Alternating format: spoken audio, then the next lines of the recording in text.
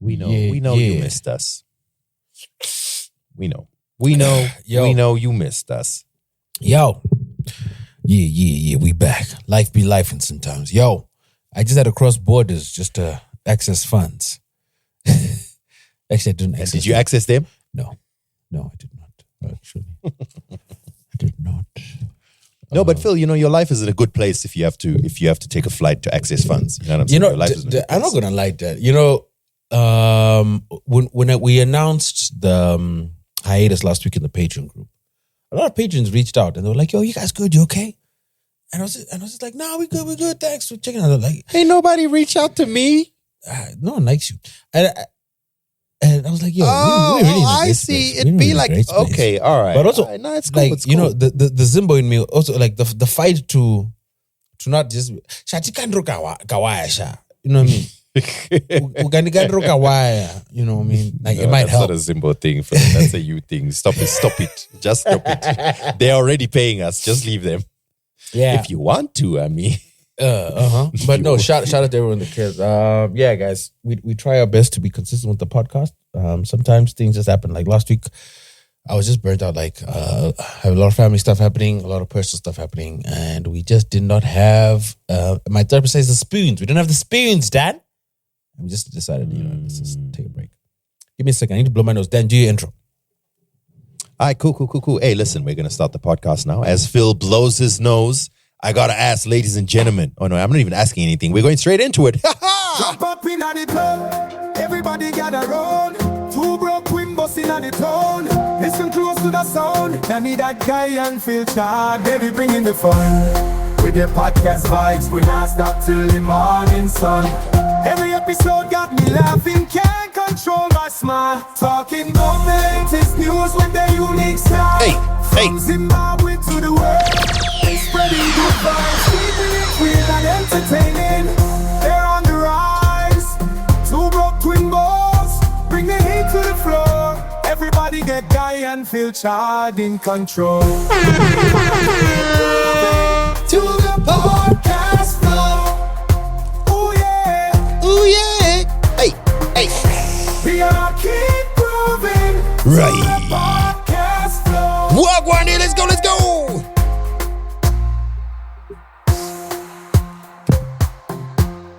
When you hear that fire, organic dancehall intro, then you know that the podcast is starting. If you're just joining us, by the way, we went through a whole journey with our listeners in creating. Oh wait, let me reduce the volume. In creating some music for the podcast using AI. Man, Phil, we do a lot for people on this podcast. We do it. I'm telling you, there's people who listen to this podcast who look around at their peers and they're like, "You uneducated plebs, you know nothing." You're welcome, guys. Mm-hmm. Dan and I literally just had a 90-minute conversation before recording about the nerdiest AI stuff ever. And how to optimize workflows and adjust content and keep it contextual. For the first time, I saw my wife looking at me today, like, not today, actually, it was yesterday when I spoke to her about this. She was looking at me like, and it was because I was telling her in a very excited tone about a new podcast I just started listening to. It's called Acquired. Have you heard of Acquired, Phil? No, I haven't. What's that about? So it's these two guys. They release an episode once a month. Each episode is 3 to 4 hours long. And they do an in-depth dive in the history of major companies in the world. So I was just listening to an episode about Novo Nordisk, which is the company that created Ozempic, and the whole history, starting from the 1915-16 era into the 1920s when it was founded up to today. And it's the nerdiest thing you can possibly think of. And I was just in my bag. My eyes were shining as they were discussing in depth big pharma and research that was done by, it was just, oh my goodness. And now I fully understand everything about Ozempic and Wegovy and the whole story behind it. I feel like I had a very surface understanding, but I have an in-depth. Listen, man, if you're super nerdy, Acquired. 1 episode per month and their research, it puts us to shame. I mean, we research, you know what I'm saying? If we had a month to prepare, we'd be damn researched. I'll tell you that much.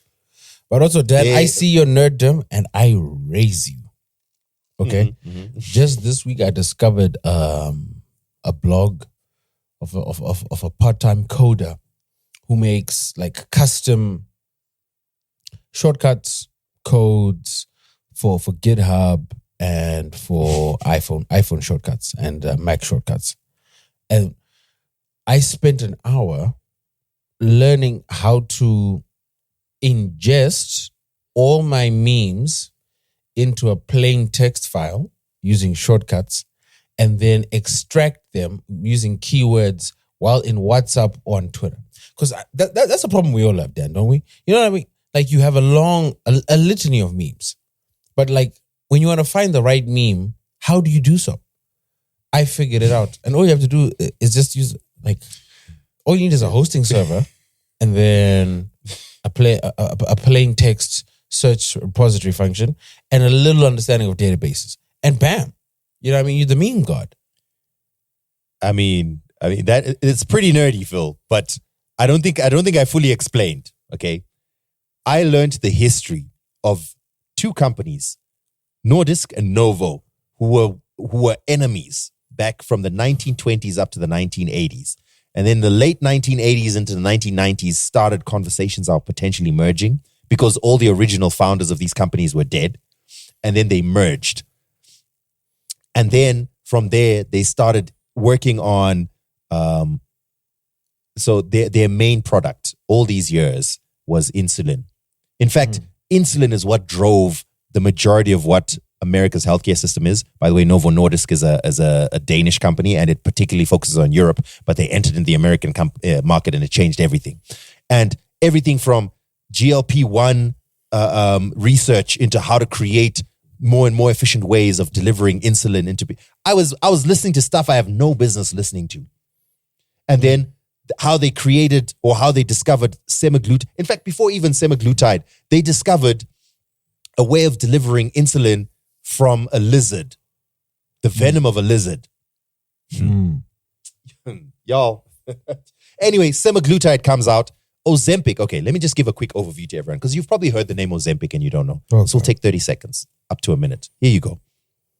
Ozempic is the first drug that was released by Novo Nordisk that was using these semaglutide molecules, which was revolutionary. It was created for diabetes, but they discovered that one of the side effects of using it was loss of appetite, which obviously led to weight loss. So people started buying it not for diabetes, but buying it for weight loss. But Ozempic is purely a diabetes drug. The same molecule, just a slightly different dose, was created, or rather was then rebranded into Wegovy and approved as a weight loss drug. So the official Ozempic version for weight loss is called Wegovy. And that's what you should be using if you're trying to lose weight. But honestly, it's the same thing as Ozempic. Phil, man, you know what? I have to give those guys props. I forgot their names. Ben and Dan or whatever their names are. Yo, the nerddom was deep. Mm-hmm. I'm looking forward to now hearing their 3-parter. Remember, each episode is 3 to 4 hours. 3-parter on NVIDIA. I'm literally foaming at the mouth. That's going to be great. Anyway, that's not why you guys came here. We are cool. Women love us. And we are viewed as fun people. By who though? By who? Shall I start the podcast, Philip? I think we should. I think it's best. It's in everyone's best interest that we start the podcast and just try and move on from this before it's too late. So I have to ask you, Philip, are you good to go? Sound of it, thing them. Get money.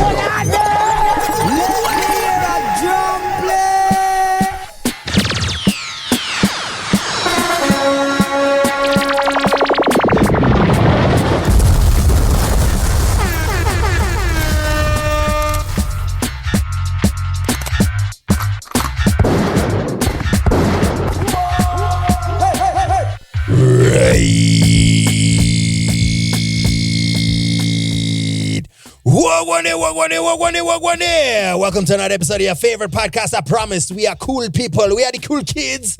Despite what you may have heard in the first few minutes of this podcast, we welcome to another episode. My name is Danny That Guy, aka Danas the Mad Titan, aka Denford Wegumaraini, aka Denimbi, my life, your entertainment, aka I'm done with these streets. hosted dinner for me for attending an awards show. What? AKA Hakuna Mumwendi Dan Move. That's right. And he's one of the only, well, rather, he was the one and only, the unmistakable, the unrefutable, the hawk-tuable Phil Child, aka the Big Boss, baby, aka Phil Tuppy, aka Sex Don't Love, aka Filthy Phil, aka DJ Mkaradi, Phil on Musk, and of course, Shamari, the Tengero Drink. And that's right, Dan. Dan, where do you stand? Because if she doesn't hawk to her, I don't want to talk to her. Am I right? So, shout out to 6 Foot Weights. They discussed this issue and they mentioned something that I literally had not thought of, and they ruined it for me. What is the hawk in hawk tour? Phlegm.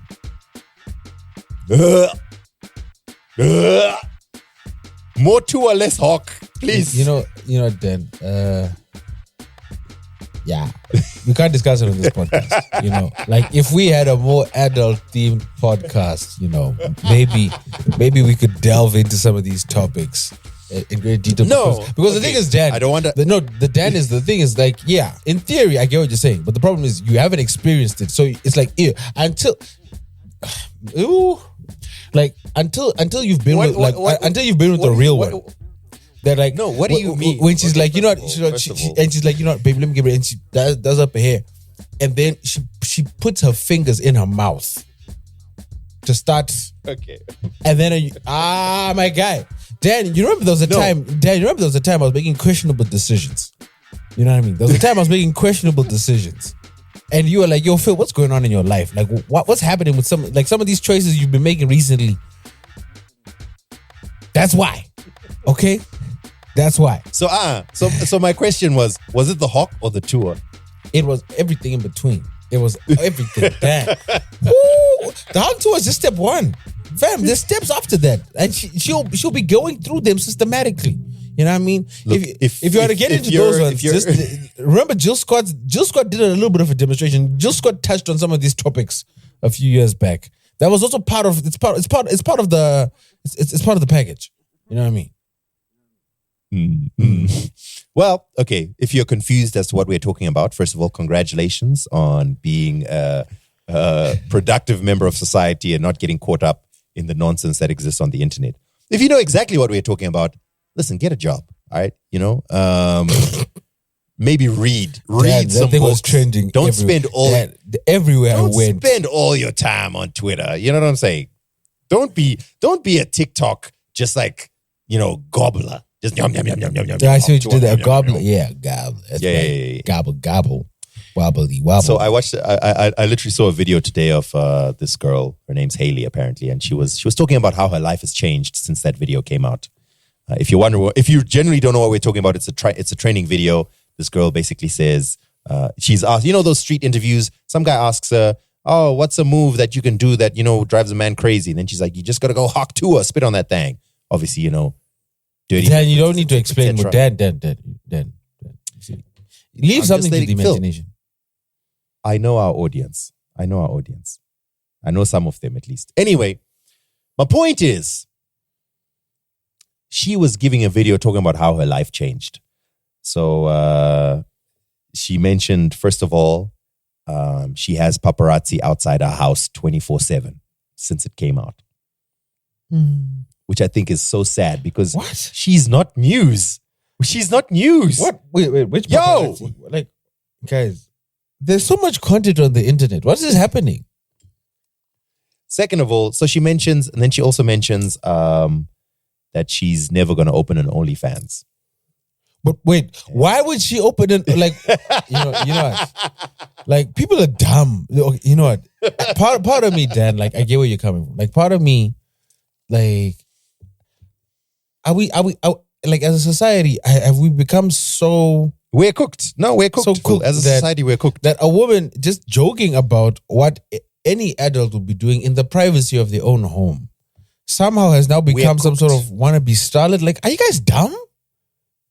Throw us in an air fryer and then take us out because we are cooked as a society. That was terrible. That was bad. That was bad. Cooked. Speaking of, all right. Okay, speaking of this, then actually, I wanna do a live reaction because I literally just saw this while I was discussing this topic, and I think it's pertinent. Sorry, All right, Crims, get ready to censor and edit. No, there's no need to censor and edit, but I think it fits. Like the timing could not be better. The timing could not be better. I'm just trying to get around a paywall, so I'm using one of the tools we discussed earlier. Here it comes. Right, Dan. The headline: Lily Allen opens up about husband David Harbour's reaction to her new OnlyFans account. And I wanted to just do a live reaction. Lily Allen sharing her husband David Harbour's reaction to a new OnlyFans account. During BBC Sound's Miss Me podcast on Thursday, the 39-year-old singer, who is now selling pictures and videos of her feet, she's showing feet in the chat on the subscription-based platform, opened up about how her spouse feels about the new business venture. Yeah, he thinks it's great, Allen responded, when her co-host Mosquito Oliver inquired whether the Stranger Things actor 49 is all right with the OnlyFans account. Speaking of, Lily Allen, the husband, is the man from Stranger Things. He plays like a god or something. I don't watch Stranger Things, I don't know, but I've seen him in promo. At first, he was not turned on, yeah. But he was like, "Is that a kink for you?" And I was like, "No, it's totally not a kink. But maybe there's something in the power element that's slightly kinky for me." Just to quickly interrupt you, Phil, I just Googled Lily Allen because I was looking for this article you're reading. And one of the articles that comes out, Lily Allen says she often turns down her husband, David Harbour's sex requests. So you see, I feel like if we combine both those things. Yeah. Okay, I think ultimately there's so much to unpack here. I think first and foremost, Lily Allen shares too much in more ways than one. Yep. Yep. Okay, so we've all, like, at this stage, we're all adults. We've all been in relationships, right? At a certain point in a relationship, like especially a long relationship, there's going to be a time when both parties, one of them is not going to be in the mood. There's going to be a time she's going to be like, she's going to, maybe nudge you or something. And you'll be like, yo, tired, long day. You know what I mean? Back so, like legit, not even, I'm upset with you, not even being weird, just genuinely like, you know what? Like at my age now, like if it's up to 10 p.m., it's too late. You've got to hit me with the purchase order. You got to give me 4 hours notice. I'm actually serious. Notice. If you do not give me the purchase order by 8 p.m., it's a wrap. I'm going to sleep. I'm old. I'm with you. Right? I understand. I'm with you. You know what I mean? Sometimes, same thing with women, you know, they obviously have their own the biological issues, but just in general, tired, headaches, whatever that may be. So having a partner saying, yo, I'm turning down your sex request, it's not out of the blue. Why do we need to know that? Exactly. Okay, but Phil, while we're on the topic, just let's not make this a whole thing. Obviously, this podcast is not about this kind of messy conversation. No, but it's fun. We're on the topic. We're just being fun, you know, just having a fun debate. While we're here, since we've arrived at this destination, Phil, I know you to be a progressive guy. Very. You're very open-minded. You know, you are open to a lot more things than the average Zimbabwean is open to, let's say. Yeah, you're putting my business out there in the streets. You're putting a lot of my business out there in the streets right now, dog. I'm being very general. Being very general. You have plausible deniability on everything. But if your partner were to come to you and say, listen, I've been offered money for pictures. This is good for both of us. How comfortable are you with that? You got to be very specific. That is too vague a request. Specific. What type of pictures? Pictures to who? Where are these pictures being displayed? Let's start with feet pictures for sale. No. So why would you say I'm being specific? I can't get more remote than feet pictures. No, because I the reason why I brought this up is I actually had this discussion downstairs when I first saw the story. And she was like, but you know, I might do this. And I told her, hell no. And I was like, why? And I was like, fam, when I met you, this is who you were, right? Now all of us are Dean. I don't care how bad things get here, right? There might be a month or week where I miss rent. I knew it. You're not as progressive as people think. Everyone has their boundaries. Anyway, sorry, but also that if I am a successful co-star on one of Netflix's most popular shows, all right, I've got notoriety, and I date you. And part of the reason why this is actually a topic for a larger topic that I've been thinking about. It's about like being evenly yoked, like in the biblical sense and in others. And it's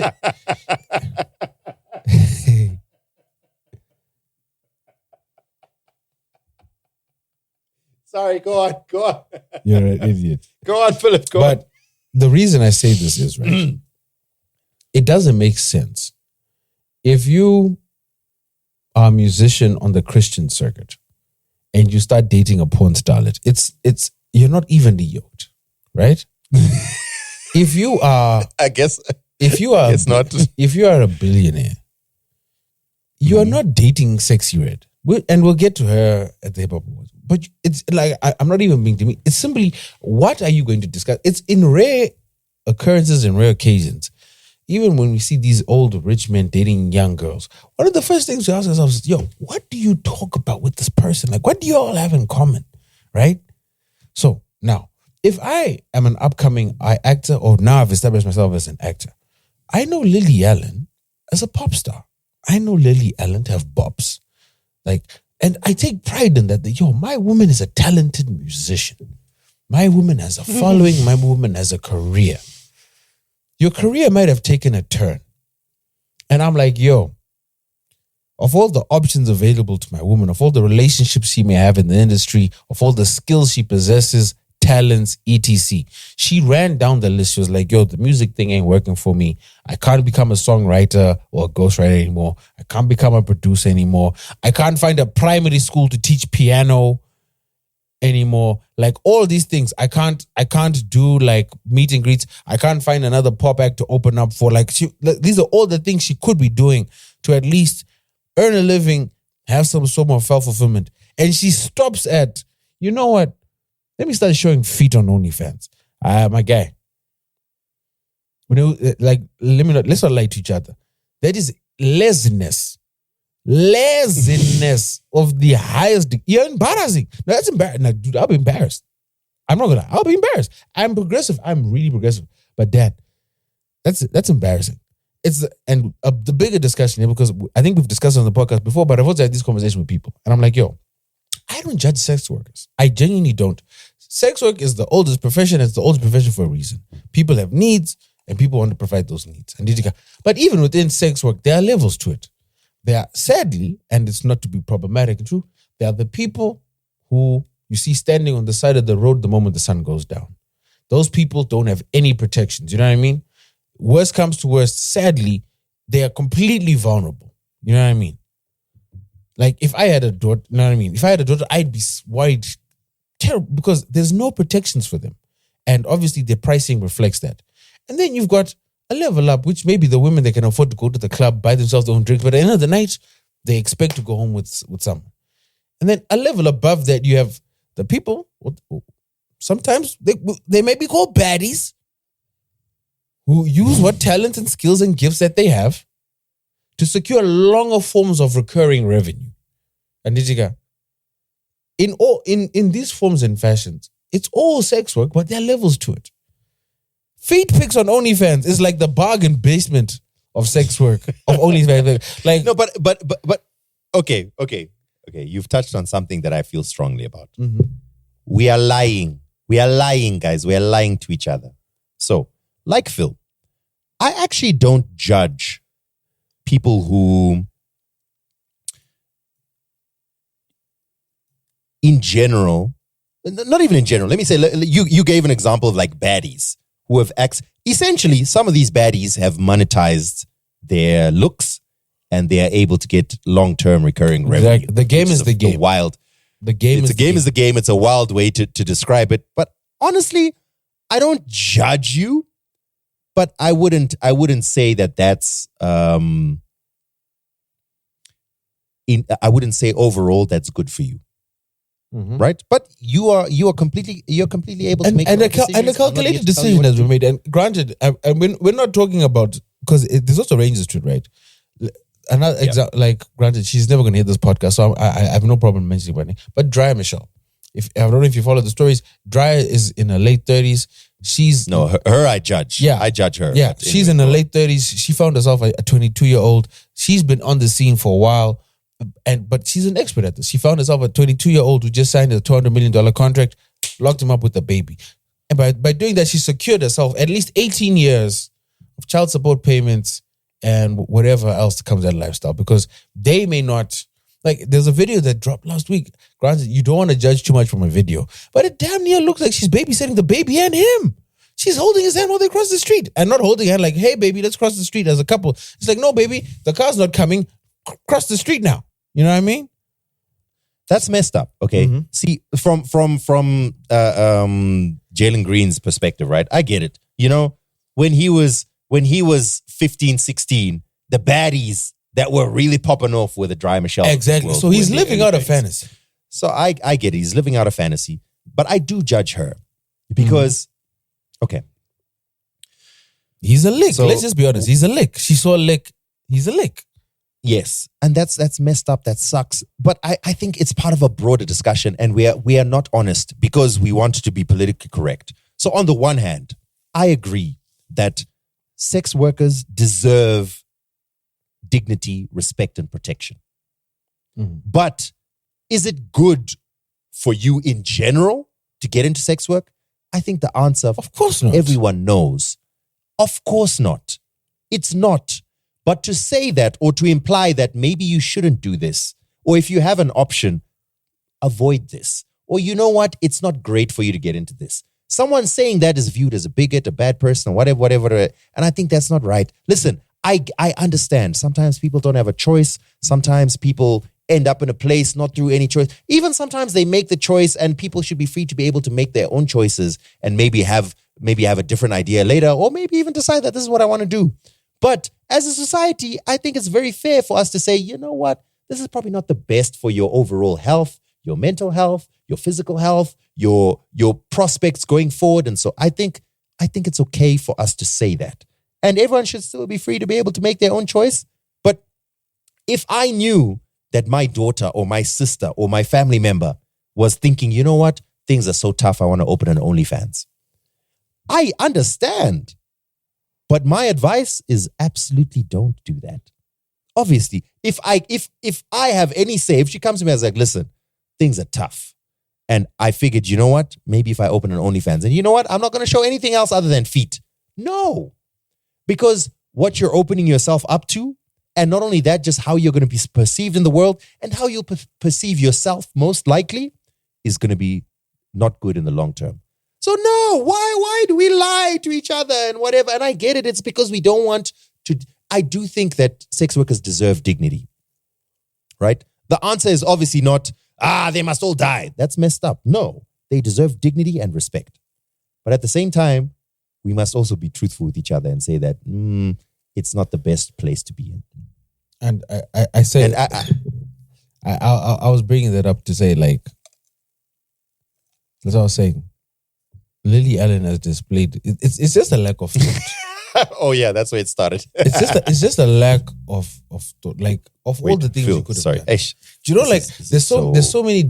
Look at T-Pain. T-Pain still makes music. Right? He's an independent artist, but you know, T-Pain realized, like, yo, I love gaming.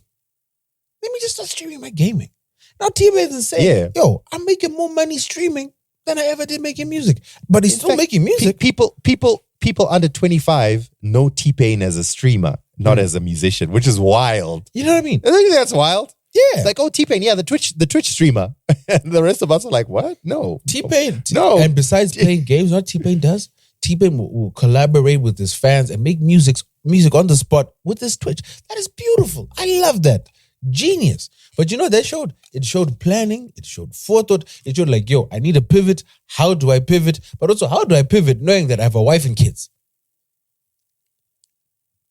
Yeah, I agree. Like, I also understand. Like, I also get that, especially for women, the path is not as easy.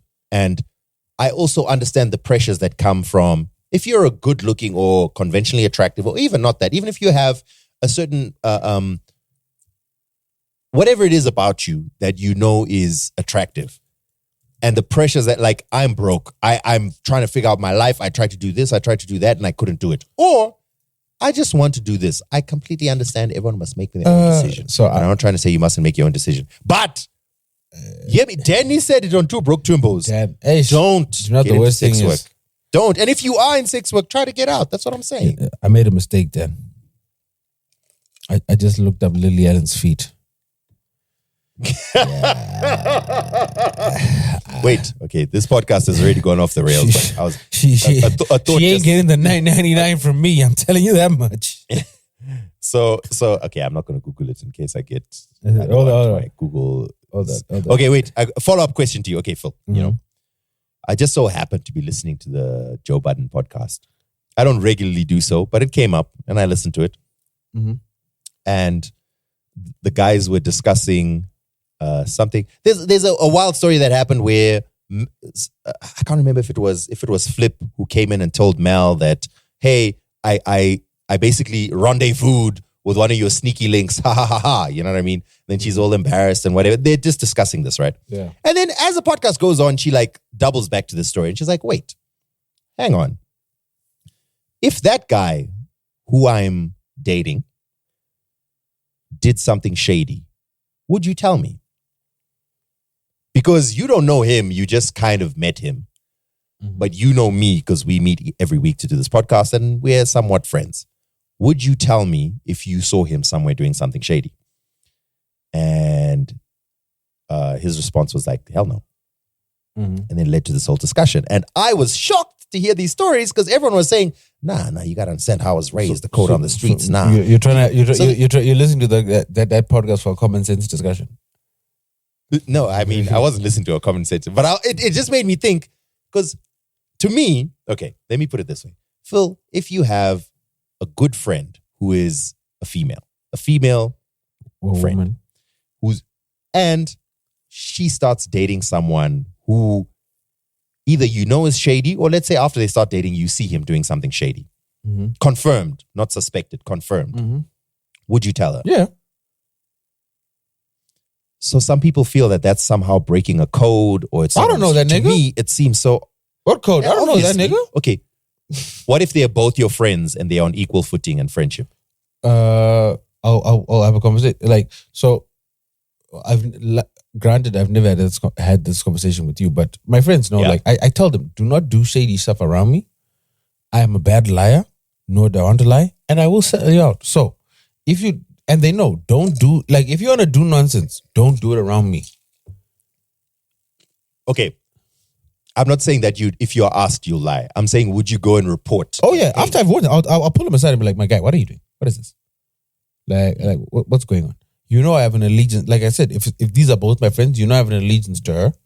Don't put me in the position where I have to make a decision between which friend is more important. Because I will err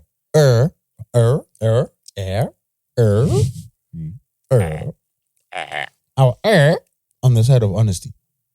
Like, I'll let this happen because eventually, if it now comes out and then now it's like, so you saw this happen. So Phil knew. Not only that, someone told me something. Granted, it's a little self-help bookish, but I do believe it holds some merit. Mm-hmm. And what they had said is, if someone disrespects the person they love or claim to love in front of you, what do you think they'll do to you? And that bars. And I genuinely believe that, like, if you treat your partner, your wife, the person you have a family with, especially if it's a wife and somebody you have a family with, like, with disrespect, and this is who you've committed to in front of men and God, what about me, dog? We ain't got no commitment outside besides a couple of handshakes and a I miss you text. You know what I mean? Like, how you been? Okay. Let me take it a step further. Okay. You are friends with the guy. You've only just kind of met the girl once here and there. She's not really your friend. You just met her here and there. Then you know that they're in a committed relationship and you see him stepping out. Once again, I'll call him out and be like, dude, you're doing falsehood. But if she's not my friend, especially like a friend of any, like, you know where to mind your business and you know where to step it. If it's an actual friend, if this person, and what I'd consider a friend is, if you're stuck flat tire 3 a.m. and you feel like I'm one of the people you can call, then to me, that's a friendship, right? If we're at that level, then I'm going to have that conversation because no. Okay. So I think what you've just said is reasonable, and I feel like I'm somewhat the same. In general, hey, don't be shady around me because I will sell out. Especially if it's to a friend. If it's not a friend, if it's someone I don't know, I mean, I'll probably speak to you like, yo, what are you doing, man? If you're my friend. If I don't really know you, it's none of my business. You know, you do whatever. If we only kind of know each other, cool. And, you know, that's happened before. I've seen people who, like, I sort of know you and I sort of know your person. But I've been in situations where I know you and I know your person and you're being shady. I remember when one such situation happened and she so happened to ask me because I don't know what, I met both of them together, right?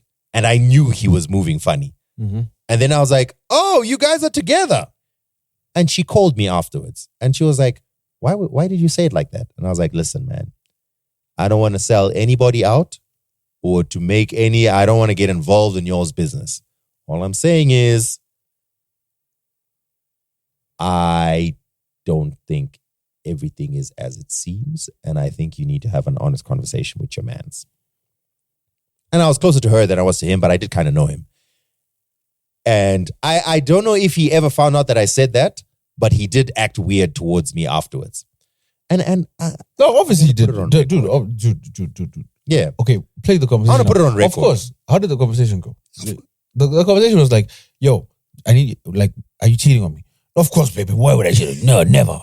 Babe, are you cheating on me? Baby, why you always do this? You always want to make a problem.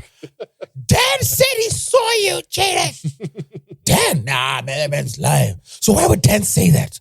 I don't know, babe. Dan be hating. Okay, so let's phone Dan right now. Let's phone Dan right now and ask him. I know, babe. No, you don't need to do that. No, you don't need to do that. No, babe. That's how the conversation went. Let me state it on record, okay? I'm not out here trying to ruin relationships. I'm not out here trying to mess things up or whatever.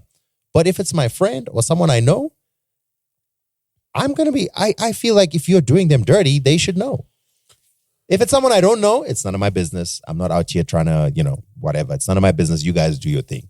But in general, just don't be shady around me, man. And honestly, I expect the same, vice versa. Exactly. And please keep your feet off OnlyFans. You know this foot discussion reminded me of. Like imagine like it's one of your favorite stars. Like you had a crush on this girl growing up, right? And then she starts on OnlyFans. And then you get to a page, and then this is what her thing reminds you of. One of the most interesting finds of the week. Welcome back to Nate the Hoof Guy. I don't know, Dan. Do you follow Nate the Hoof Guy? I do not. That sounds a little worrisome. You don't know Nate the Hoof Guy?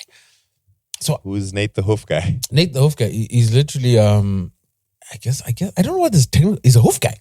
So farmers call him in because cows, bulls, etc. Sometimes they have broken hooves, they get abscesses, whatever, and you've got to shave their hooves, much like you shave your fingernails because it's the same. It's like keratin. So like he'll just be recording himself doing it. It's very relaxing. I came across it because I'm deep into ingrown hair, YouTube and TikTok.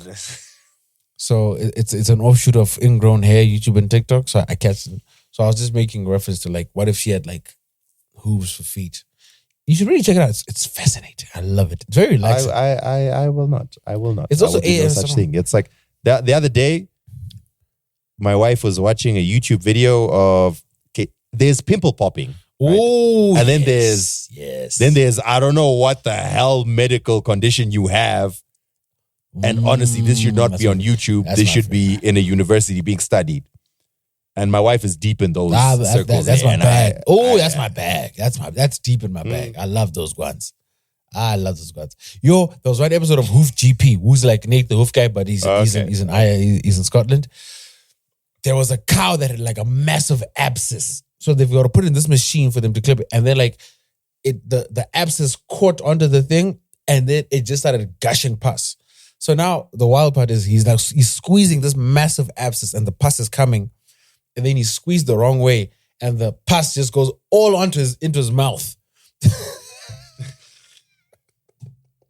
All the wilder. Philip, I'll vomit live on this podcast. This is how I spend my Friday evenings. Anyway, we've actually got we've actually got actual talking points.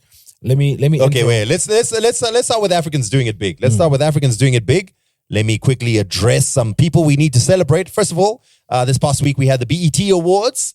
Celebration of the BET Awards. So we want to give a big congratulations to some of the Africans who did their things over at the BET Awards. One such African was Tyla, South African pop star Tyla, won both the Best New Artist and Best International Act awards at the BET Awards. She also made history as the youngest African artist to win a Grammy for her debut single, Water, earlier on this year. So she's really on fire at the moment. She's doing her thing. In her acceptance speech, she dedicated her award to Africa and the stars who paved the way for her success. Why don't we just big shout out to Tyla. Of the discussion as for the BET Awards? You know, we could just have that. I'm also going to shout out Madam Boss. Do you want to do it now? I mean, we can. Okay, let me quickly just mention some of the others, then we'll get back to Tyla, right? So, huge shout out to Makadzi, who won the Viewer's Choice Best New International Act. Fun fact, Makadzi revealed that she had to borrow money to travel to the BET Awards to win this award in person. Mm-hmm. So, congratulations to Makadzi, I guess. Congratulations to Thames as well, Nigerian artist Thames, who won the Dr. Bobby Jones Best Gospel/Inspirational Award for her song Me and You. Mm-hmm. And Burna Boy and Say Vibes, who were both nominated for Best Male R&B Pop Artist. So those are just nomination victories, but congratulations to those guys as well.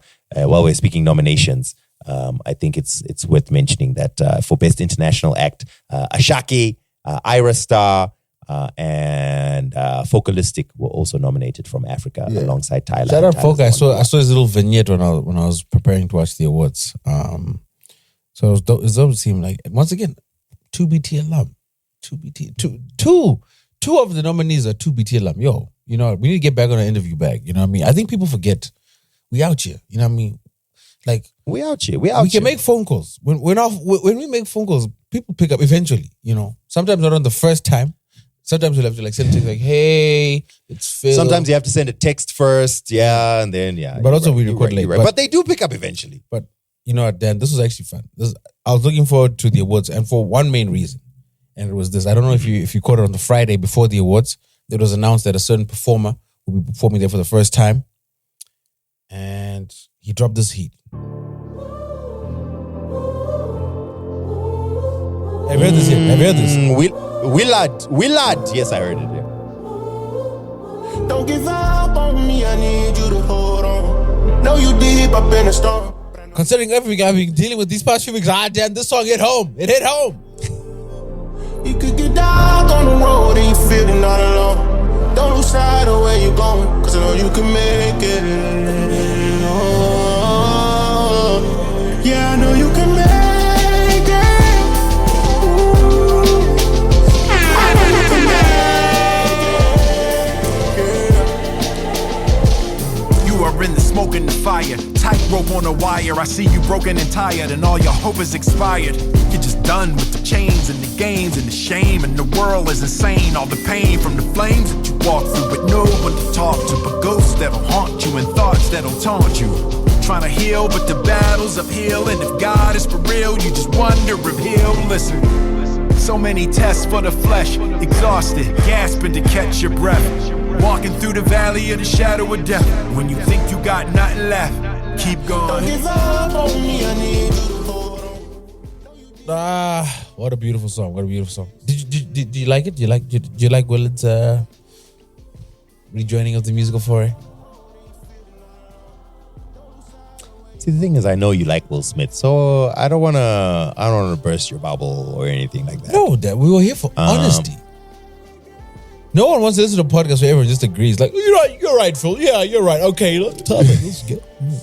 No. I mean, it's not that it sucks or anything, but I'm never going to listen to this outside of the context of where it was performed at the BET Awards. What? I've been listening to this every day. Really? I genuinely have been listening. I think also there's a bit of like a weird irony and humor to it, because we know, like, in the black community, the best way to get yourself back in the good graces is to give yourself to God or go gospel. And that's exactly what Will Smith did. Because even at the BET Awards, at the second verse, Kirk Franklin came out and gave like a whole testimony. I was like, I mean, I guess, it's a way to get, and especially because we know Will Smith famously doesn't cuss in his raps and is like, I guess it's a way to sort of maintain that, but also still be like, all right, cool, from the whole black community. no, but it was actually. I'm not mad at it. The performance. Did you watch the awards? Did you watch the awards? I watched a clip of the performance, not the whole, and I didn't watch the awards. I just watched a clip of the. Let me tell you the clips I saw. I saw a clip of, obviously I saw Tyla accepting her awards, and everyone was making fun of her speaking. And then I saw a clip of Will Smith's performance. What else did I see from BET Awards? I think that's pretty much it, actually. So yeah, I mean, well, let's run through it. So I managed to watch. I recorded them and then I watched them on Monday. Meg opened up the show. It was decent opening. The audio throughout the show seemed a little low. It was weird. But I really enjoyed. Meg was good. A lot of women at this award show. If there's two key, why would you say that? Like, no, and I'll get back. The two key takeaways for this award is a lot of women, and the Democratic Party apparently owns BET now. Because and this is coming from a Zimbabwean who's seen award shows politicized heavily. This was I did see a clip. Damn. I did. Did you see Kamala Harris saying they're not like us? Yes. Oh my God. I saw there was a whole controversy with Keith Lee, and then that wasn't even. There was Taraji P. Henson just ranting. Yes, multiple rants about Taraji voting. Yeah, I don't know. There's a lot of controversy surrounding that, but again, okay. So if you're wondering what the controversy is, so Taraji P. Henson was hosting the BET Awards. So at some point she was walking through the crowd. I didn't watch the whole awards. I just saw this clip. So maybe there's some context I'm missing. Maybe you can fill me in, Phil. But in general, she was walking through the crowd with the roses. Then, she made some. The point at the roses. Yeah, with the roses. And then she made a reference to that TikTok guy who does the whole zoom in thing, who kind of looks like Method Man. Yeah. And then straight after him, she started talking to who she thought was Keith Lee, the guy who reviews food on TikTok, but she was wrong. And then they sort of pointed out, that's not where he is. He's sitting over here. And then she was like, oh, my bad. I thought he was sitting. And then she continues. Shortly thereafter, Keith Lee posts on his Instagram, I believe, or on his TikTok, I don't know where it was. He posts a short video of him dropping the rose that he had been given by Taraji onto the ground. And the caption said something along the lines of, they're going to know our names one day or something like that. So the assumption was obviously Keith Lee was upset that Taraji didn't know exactly who he was. And then he put out a video afterwards where he did his, trademark. Okay, so here's a situation that happened at the BET Awards. The thing is, that rose was not about Taraji P. Henson. That rose was actually about the whole awards and da-da-da-da-da. So he claims that it wasn't really about Taraji, which in my opinion, I think your story doesn't kind of make sense. But at the same time, I think people are overblowing everything out of proportion anyway. So it's like a really stupid story about the BET Awards have invited a bunch of influencers. And then Taraji P. Henson, who's not she's an influencer, but she's more known for she's more of a traditional celebrity, and she didn't quite recognize the influencers. And then now it's, so we're not good enough for you. It's like this whole thing that's blown up out of something that might have been misunderstood. This is where you'd benefit from watching the awards. Because there's a lot of context you're missing. Context one is all the awards, right? I mean, throughout the awards, there was a lot of emphasis on influences. And there weren't that many legacy acts. Obviously, I don't have a full sentence there, but like, for example, SZA wasn't there to accept an award. A lot of the performers this year are the same performers that we had last year. The same Glorilla performed last year, performed this year. Lotto performed last year, performed this year. Megan performed last year, performed this year. There was a lot of repetition, like going back to the well, right? In terms of celebs, there was a lot of social media peeps. Drewski, Keith Lee. I don't even know what I call him as something. I know him as Stallion. Damn, I need to get his real name.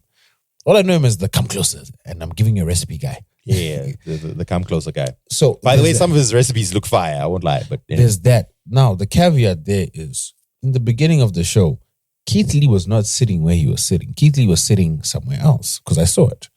Which means... That's what Taraji said, by the way. So she put out a statement. Well, not really a statement. She put it on Instagram where she said, they give celebrity assigned seats. I rehearsed all damn day. And he says he wasn't... She says, Taraji, by the way, says he wasn't in his seat. They give celebrity assigned seats. I rehearsed all damn day and to go hit my mark. And that young man wasn't in his seat. He missed his moment. But also... his ego is hurt. No, he will be fine. They're full of... That's BS as well.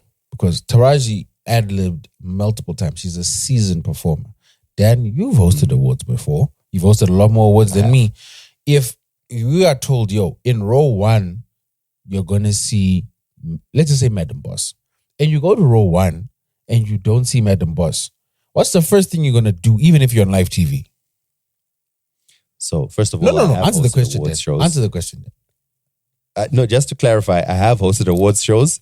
Never have they been organized enough for them to tell me in row 1 is Ningini. Anyway, to answer your question, what I would do if I had prepared some kind of script or I had prepared something like, listen, I know Ningi is sitting in this row, so I'm going to approach them and say this. If I see that that person's not there, I think I'm confident enough in my ad-lib abilities to switch to whoever it is that's sitting in that spot. Or at the very least, hey, Keith Lee, where you at? Simple. Yeah. Keith Lee, where you at? Hand will go up. Oh, there you are. Bam. Let me give you a thing. But the thing is, Taraji, at the same time, Phil. Dan. No, at the same time, Phil, how confident are you that Taraji knows what Keith Lee looks like? This is my point. She's BSing because she's saying she rehearsed all day. If you rehearsed all day, surely the rehearsal will be, this is what the man looks like. Keith Lee is actually very, very easy to identify. He's the really light-skinned dude with dreadlocks. Phil, we're talking about the BET Awards. That's like half the audience. No, Dad.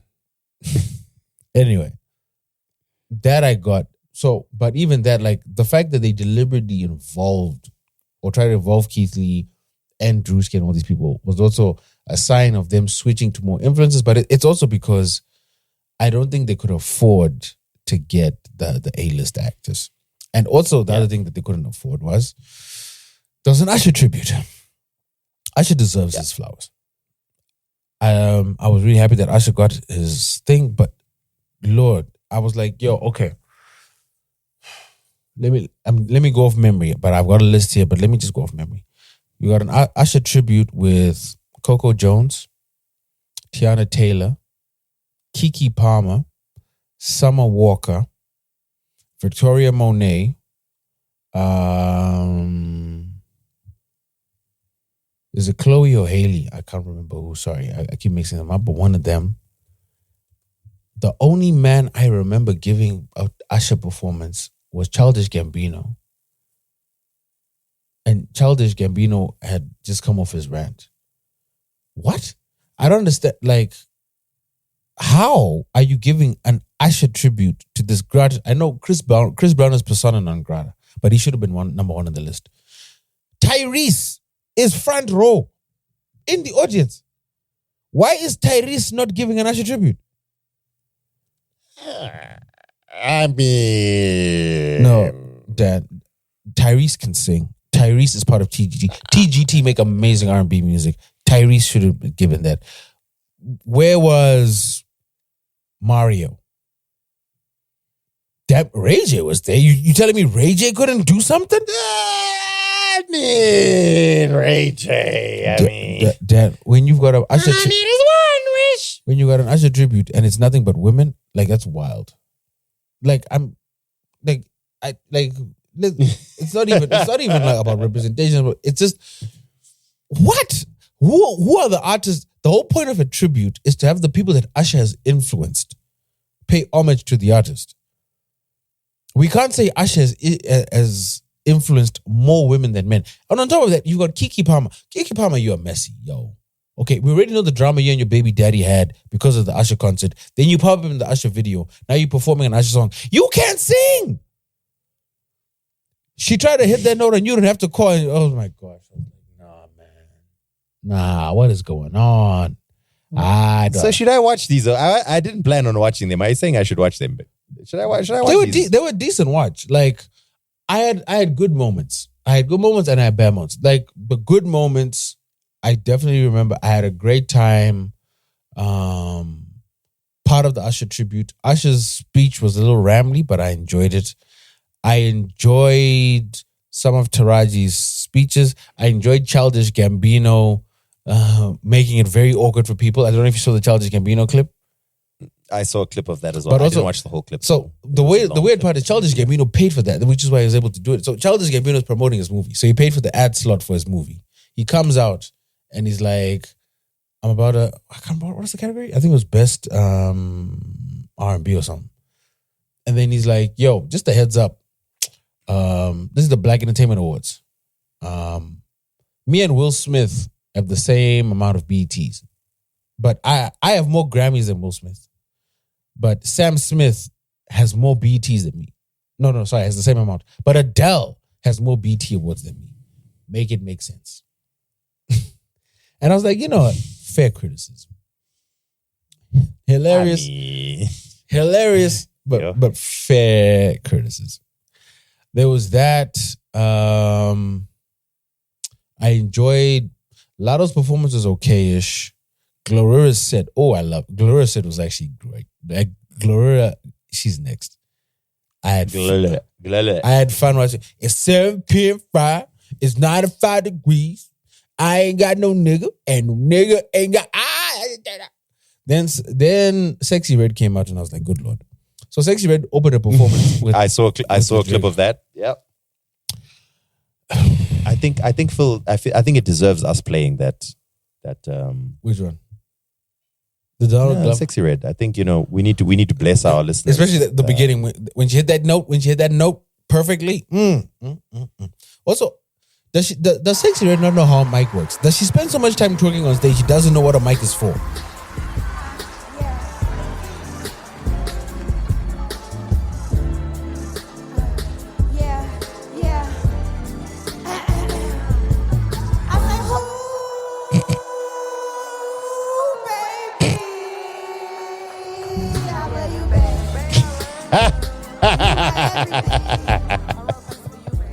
That's so bad. Oh my goodness. Oh wow, that is actually quite terrible. You know what? Let me actually watch. I'll watch them. I'll put them on so my wife can also criticize them, and then we'll watch them on in the background or something. Yeah, I didn't get a chance because I just didn't have the time to watch the red carpet because I understand some of the red carpet performances really go. I like the Shabuzi performance who did country. Then he brought out Jaquan. That was dope. There's a young lady who did another country. She's another country act. I need to get a name. Who started her performance in the Nissan. Yo, the brand placements in this thing were crazy. Lauryn Hill's performance, dope. Granted, she clearly went off script. And you know what I've realized that in this past year, I've seen Lauryn Hill perform more this past year than I ever have before. And I think the key is now her son is performing with her. So I think if you're a Fugees fan, because they're about to go on tour, I don't know how they're going to do it because Praz kind of has a pretty big situation that he has to deal with legally. But if you want to see the Fugees tour, I think the key is keep streaming her son's music. Like the more streams he gets, the more on time she appears. It's incredible. I think that's the key. So we've somewhat mixed our Africans doing it big with talking points, which is fine, no biggie. But just very quickly, I feel we should move on from the BETs because before we move on, I think also Victoria Monet. I'm really liking Victoria Monet recently, actually. Well, I was clapping for her body, but her music is nice too. Yeah, okay. Okay. No, Victoria Monet shut it down. Her own solo performance and then being part of the tribute, I wasn't mad at that. I loved that. Will Smith's performance, loved it. I think that's the other thing with the Usher performance, the other nonsense that was there. We're doing an Usher tribute, right? Usher's got 3 decades of it. Then I remember waking up on a Saturday, Titch Mataz, mid-morning, introducing, what is it? Cheeseweed. Saweetie. Is that what he says? Yeah. Saweetie. Something like that. She likes it my way. You know what I mean? 7 My o'clock way. with my drop top, cruising the streets. Like, Usher got these hits. And then Summer Walker comes out looking like a Pixar ant. Another discussion for another day. Singing, we ain't good, but we ain't good, but we still good. I'm like, yo, hey, this song just dropped and no one likes it. Like, what? Does she not know how to remember old stuff? Why was she? Oh my goodness! I just googled what she looked like. Those were the weird parts. Those were the weird parts of the awards show. Some of the performances were still great. Like, it's good to see that as part of, even though like BT just got sold, and obviously during a sale of this nature, the brand is going to want to cut down on overheads. Obviously, they definitely did cut down on overheads, but they still delivered a pretty decent show. So I wasn't too mad at it. And obviously, they had to take a big bag. Walmart got their money's worth. Walmart, the Democratic Party, and Nissan, they got their money's worth. Even Sprite, Sprite definitely got their money's worth because they were all over that thing. But everyone else, I wasn't too mad at it. It was a good watch. It was a decent watch. Very cool. Other caveat. Drake had 7 nominations. Guess how many he won? 0. A little bit of a deviation. Did you see Drake's numbers on the Camila Cabello album? Yep, I did. I think that's something we must follow up on, actually. Yeah. Because we had been talking about when is it going to come out. Yeah, it's always funny, like, speaking to people who, like, we have the advantage of having industry information. Granted, it's not like we have sources. Like, we just read. Like, it's there if you want to find it. And Camila Cabello had this album has been stored for like 2 months because of this beef. So this was positioned. We assume. No, it was. No, that's not an assumption. It's a fact. This was going to be Drake going back to what he was known best. His R&B-ish, quasi-Caribbean, up-tempo songs. He even has a solo song on her album, You Ugly. Think Passion Fruit. Think One Dance. Bingo. You know what I'm saying? Bingo. So this would be a great litmus test to see. And had Drake maybe parked the bus, not released that Wagwan Delilah song, not released that horrible Sexy Red song, there might have been a little more anticipation. There might have been a little more momentum going into this. It wasn't great already. Now, this is Drake's worst debut, I believe, in, almost a decade, Dan. It is not looking good for the boy. And considering the images that are now leaking online about the Not Like Us video, I think the Not Like Us video is dropping tomorrow. If not tomorrow, then very soon.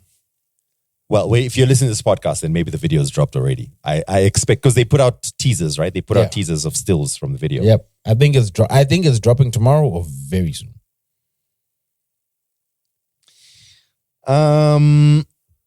Very quickly, just to mention a couple of other quick Africans doing it big, specifically Zimbabweans. I wanted to mention, we were supposed to do it last week when we were going to do the show, but we didn't. Huge shout out to Daniel Lasker. We've mentioned him before, a long time back on this podcast, I remember. Bulawayo Boy, who's going to be appearing in Netflix live action One Piece TV series. If you've been watching One Piece, the live action version, season 1 came out last year, and it did really well. People were like, it is actually not bad, considering One Piece is probably the biggest manga of all time. So shout out to Daniel Lasker, who's been cast in the role of Mr. Nine, a formidable villain in the One Piece universe. So I look forward to him playing. Dan, I think in your attempt to do that, we kind of jumped over 2 topics. I think we need to go back to Tyla winning 2 big awards on the night.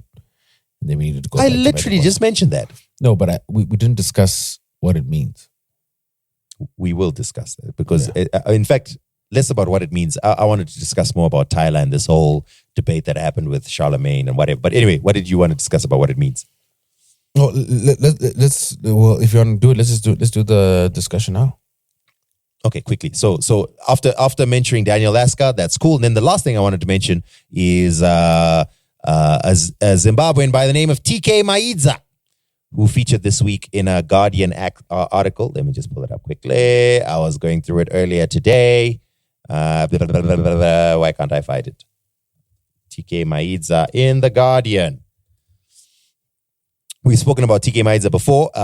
Something that I learned, which I thought I should have known, but I didn't know until I read this. She was actually a hotshot tennis star before she decided to go into music. And her goal was to be the next Serena Williams. And then she decided to go into music. She appeared in The Guardian Australia this past week, where there was an interview with her and there was an in-depth article about her as well. So check it out, and big shout out to TK Maidza for featuring in doing just the global things. Anyway, that's it. Yeah. So you wanted to talk about Tyla. Let's talk about Tyla. Yeah. So what do you think it means that... Oh, also, we didn't give a shout out to Makadzi, but we'll come back to it. We're all over the show today. I literally did, Philip. Have you forgotten? I said shout out to Makadzi for winning. Hey, Dan, you're jumping the gun. I'm talking about analyzing what there's a very key part of what she just said there, where she mentioned that she had to pay for her own flights. I think that's actually a better transition into the Madam Boss thing. Then we'll come back to the Tyla thing. So I literally said that, but okay, go ahead. You said, Dan, just because you said it doesn't mean we discussed it. It means you said it. Mm-hmm. So Makadzi, as you mentioned, said she had to pay for her own, well, she had to borrow money, which is a little concerning because why do you need to borrow money? But she's also been in the news relatively recently because she apparently owes a lot of money to SARS, the South African Revenue Service. So she's been paying, even where she earns money, she's literally been paying almost all of it out. I think the story was that, and this was a while back, this came out in December, she owes SARS 6.6 million rand in unpaid taxes. And then I think in negotiations, they were like, okay, cool, we can drop it down to 2.7 million rand. So in terms of all the money that you're earning, SARS was essentially going to be garnishing a ton of it. So she's been broke since December. There's a bigger discussion. I didn't know this. No. The only reason I know this is because of this BET story, by the way. It's not like I just knew it. But there's a bigger discussion there because for you to accrue tax debt, that means you have to have revenue. So what is happening with the revenue? But so the reason why I mentioned this is Zimbabweans recently, we saw that in 2021, this is in the heart of the pandemic, the BET Awards happened, but they were digital. And while that was happening, there was the People's Choice Awards. So at that time, they were all under the Viacom umbrella. If you might remember, put out an open call. Madam Boss was up against Boiti, Fowles, Lasizwe, Whitney Ramabula, Mishlali, and Aziad Nasenia.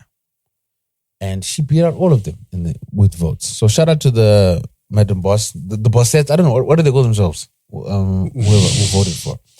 So I think as a condition of this win, she was supposed to attend the BET Awards. The BET Awards returned to 2022, 2023, and then this year.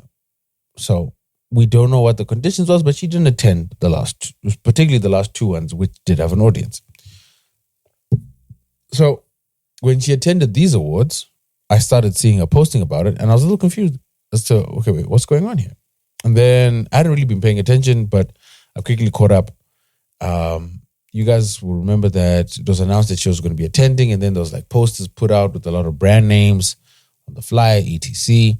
She was able to attend the award show, and obviously her ticket was VIP enough where she was sitting with and able to hobnob with the A-list celebs that were at the awards. It's great to see her with Will Smith. We saw her getting interviewed by Ray J. Funny enough, Ray J had a little altercation after that at the awards.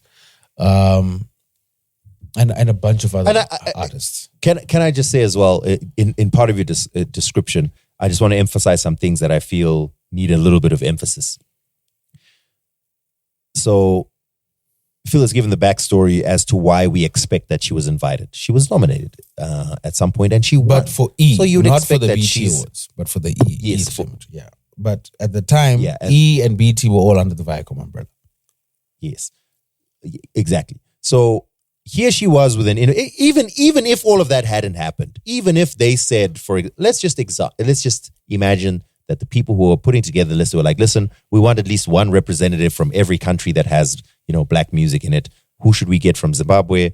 This is probably the biggest, just judging from social media presence, this could be the biggest influencer in Zim. Maybe whatever their reasoning was for why we're inviting Madam Boss. Couple that with the fact that she won this, e-popular vote and all of that. When it was announced that she was going to be visiting, right from the beginning, there was a lot of, I think the narrative that was being told was Madam Boss is going to represent Zimbabwe at the BET Awards, which I found weird at the time because, if you're invited to go attend an awards ceremony, like literally you get an invite to go and attend, I don't think you're represent. If you win or you're nominated, absolutely. So shout out to Madam Boss for winning back in 2021. Was that it? 2021? Mm-hmm. Shout out to Madam Boss for winning. Big deal for winning the E Award. But I think attending an award ceremony is not something to celebrate, in my opinion anyway. But anyway, here we are at the stage. She's been invited. And can I just say, when you say she was hobnobbing with these celebrities, I have to give her props. She looked all right. You know what I mean? Mm-hmm. Like she was all done up and her outfit was dope and her face was beat and she looked good. And it's going to encourage tourism to Zimbabwe, which I love. But it's literally on the Zimbabwe tourism website. But anyway. But also, I'm not going to get into. There's a lot of things that we would like to discuss that we will not get into because that's for the Patreon group. We have jobs. If you want to be part of the Patreon group, clients and so forth and so on. But I was in the Patreon group donate. In the Patreon group, I was breaking down why this is sad to me, and I'm not really sad. I'm not sad that you got to attend. I'm sad because I understand how things work to a certain degree, and I see what's going on here. So, and the strings tied to it. Exactly. So, getting an invite to an award show and even an event, it's an achievement, but it's doable. It's actually very possible. Like with a couple of phone calls to the right people, you can get an invite to an award show. You can even get a VIP invite to an award show. You and me conceivably could get an invite to the BET Awards. We could definitely. But you know what they'll do? They'll give us a ticket and they'll be like, we'll see you there. What that means is we'll save you a seat, but you sort out your visa, you sort out your flights, you sort out your hotel bookings, you sort out your transport. The other thing is these award shows were in LA. Hotels in LA in general are expensive. Hotels and flights when they know people are flying in for an international award show. Have fun. Right? So if I'm guesstimating, if she, let's just say because she's Madam Boss, she flew business. Let's cut it short. So Madam Boss would have needed all in all 20 grand for this trip. That's minimum. That's not chump change.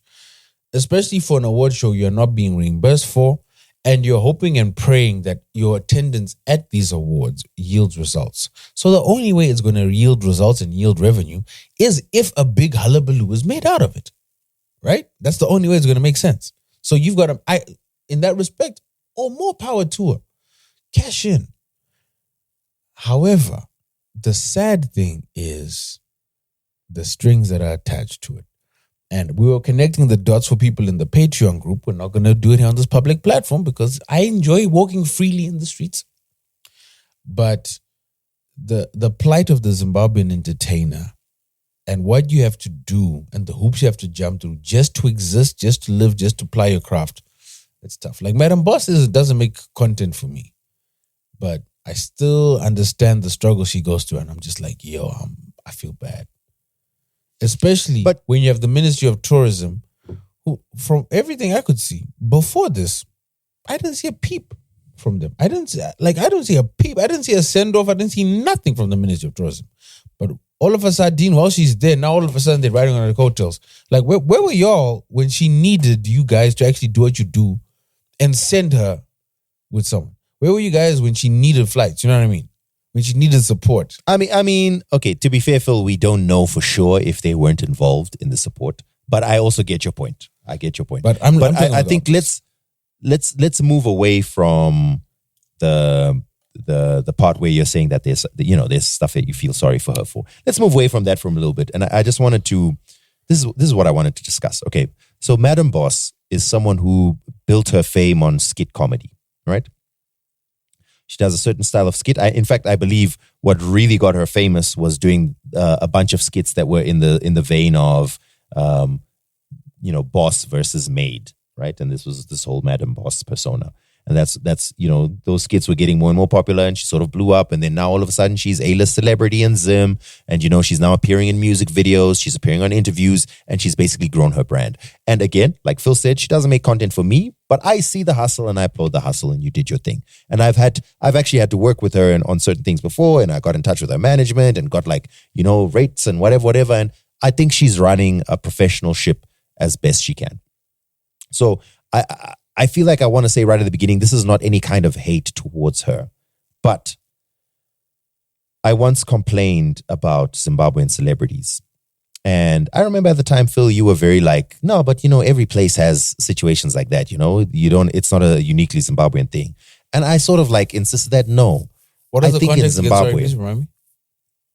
The context of that conversation back then was, in Zimbabwe, it seems to me that the caliber or quality of our celebrities is generally very low. The majority of who we consider to be our celebrities are politicians. Musicians, obviously, will be celebrities. But outside of musicians, it's either politicians or religious leaders or skit comedians. Now, I don't begrudge skit comedians their celebrity.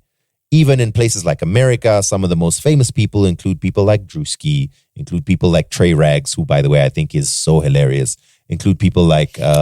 Funny, Trey Rags were left off that complex list, and shame. I felt bad. Trey Rags... He wasn't left off. He should have been high up, but he was on it. He was on the complex list. What's his name? Oh my goodness. That dude, Dreams, well, whatever his name is. I forgot his name. RDC Mark. I'm not... Yes, exactly, Mark. So I don't begrudge skit comedians' celebrity. I think Madam Boss is deservedly a celebrity. She made comedic skits that people found funny, and she built her brand off of it.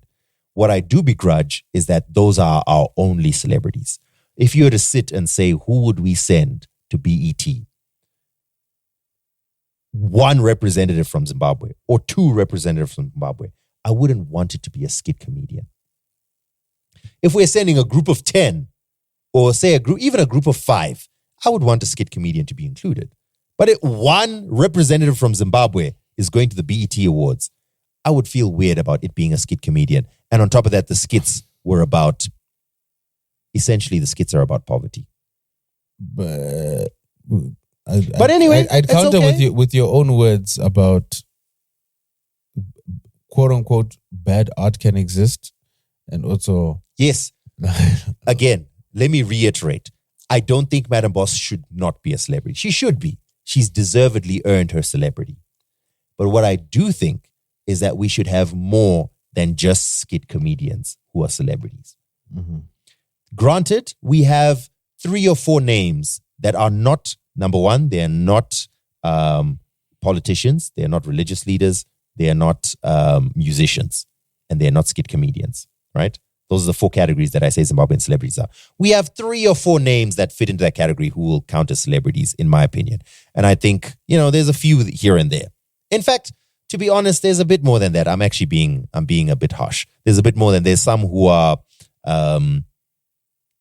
fashion or beauty and such influences and celebrities. But still, I do think in general, the quality of who we call Zimbabwean celebrities is somewhat low in general. And not to say that those shouldn't exist. They should exist. I just think we should also have other celebrities. I think it's a byproduct of the fact that we don't have a very vibrant media in Zimbabwe. We have a couple of radio stations and 1 TV station, Mm-hmm. We do have other TV stations. I'm aware of that, but they are not terrestrial broadcast. They're only available on DSTV. So realistically, let's be real. Anyway, that having been said, Here's the situation. Madam Boss has been selected to go and attend the BET Awards. To attend. She has an invite to attend the BET Awards. She is worthy of a mention on Zimbabweans doing it big on Two Broke Twimbos. She is worthy of a couple of accounts tweeting about her. She should be on Zim Celebs. Hey, guess what? Madam Boss is going to attend the BET Awards. She should be on Instagram, on Twitter. Should she be? Yo, she's representing Zimbabwe, literally reported in mainstream media as a representative of Zimbabwe at the Black Entertainment Television Awards ceremony in. If she was nominated, yes. If she won, absolutely. An audience member. Nah, guys, come on. Come on. I'm not even mad at her, of which I know it's not her, but her team or the people behind her or whoever's pushing the buttons, capitalizing on the discussion that's happened on social media and that's happened in mainstream media about the fact that she's attending. Obviously, work with what you're given. But the fact that we believe that this is a huge story, Madam Boss is attending the awards. I mean, come on. Come on, guys. Come on. Really? That's the news story that's happening. That's in the newspaper. She has been given an invite to attend. No, come on. Come on. Absolutely not. No ways. Leave it to Two Broke Twimbos and Zim Celebs to call her out and say, shout out to Madam Boss who's attending. Please. This can't be national news. This can't be on the official Ministry of Tourism website that Madam Boss attended awards. Put it on there when she's nominated or she wins. She attended. Nah, come on. Sound like a hater to me. Sound like a hater to me. Dan. Nah. Personally, I sound like you're a hater because it's the same thing. Tyla attended and she got press coverage. So I should Madam Boss. Tyla was a winner. I think. Your face is a winner. I think. I mean, you know, shout out to people who were joking on the Twitter. Maybe they were not even joking that, yo, Madam Boss can get it because of the pictures that she was posting from the red or the blue carpets. But that's the thing. Like, she's an ugly woman. Listen. I mean, she's not, but, she's also like, I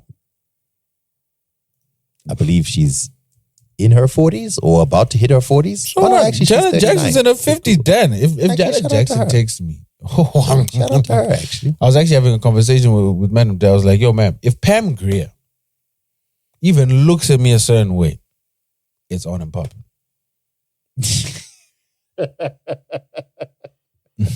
So what you're saying makes sense.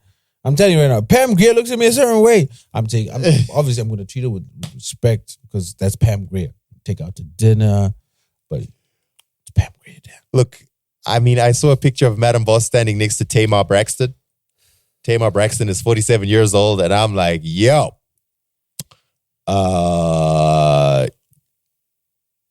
she looking good. Mm-hmm. She looking good. 47 ain't nothing, you know what I'm saying? Mm. Anyway, so I feel like what I've just said is somewhat of an obvious thing, and I get it, but I almost feel like I was being gaslit by the internet. I feel like I was going here, I was like, you guys can't be serious. You guys can't be serious. Again, to reiterate, I don't blame her or her team. If I was managing her or if I was her PR agent, I'm like, what? We're getting all this coverage? Absolutely. Maximize it as much as possible. What I blame is Isusu Senyik, Trukumakisa, that this is a huge story. I think, once again, it's for us to give our opinion. It's obviously, I think we can call nonsense out when it's nonsense. This, to me, doesn't qualify as nonsense. It just qualifies as we are so devoid of any positivity. This is what we latch on to. There's a bigger discussion. Phil, she attended an awards show. Mm. Can you buy BET Awards tickets? Hold on. No, but not the ones here. You can get for the auditorium seats. You can't get for where she was at the tables. So those are VIP. Yeah, and I suppose she was, hobnobbing with the celebrities. So Tamar Braxton is looking good, man. So here's what I wanted to discuss. So Dan and I were discussing behind the scenes. We were discussing. We were like, yo, the button has been pressed on Tyla. And I said this a while back. Yeah. And I'm watching. Okay, before we move on from it, just quickly before we move on from Madam Boss, shout out to you, Madam Boss, for attending the BET Awards. If it wasn't this whole huge media furor, we absolutely would have mentioned. In fact, maybe we did even mention on the podcast. Hey, shout out to Madam Boss. She was invited to attend the BET Awards. I'm just mad that this was made into something that I feel it's not what it's supposed to be. So I'm not. This is not me insulting or looking down on Madam Boss. Anyway, let's go on to Tyla.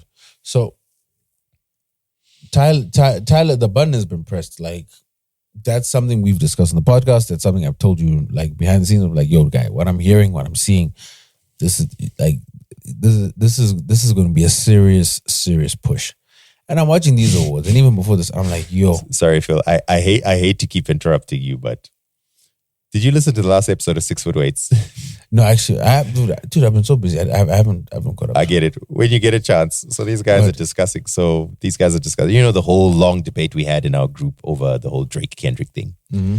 So these guys were making jokes like, listen, we're not into hip hop like those guys, because goddamn, Phil would just be saying stuff like, you know, from what I'm hearing on the streets.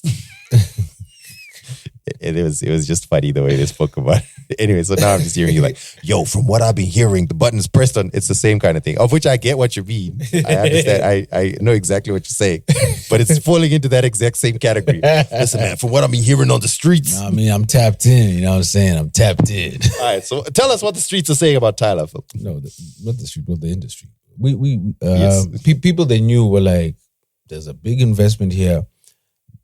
Personal calls were made by very influential people to get her signed. Budgets were allocated. And the way things have been moving, budgets have been allocated. If you even look at what ACA's been doing since, like, granted, ACA are doing big things. Shout out to Manana, who got that Usher placement. Shout out to what he's been doing. I love his sound.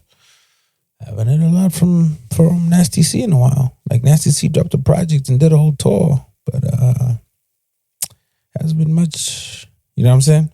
Not like before. You know what I mean? You know what I'm saying? So anyway, but watching all this, and I'm watching Tyla, and I'm like, if I had a video game, if there was a video game called Popstar, right, and you had to create a character, I don't think you could create a better character than Tyla.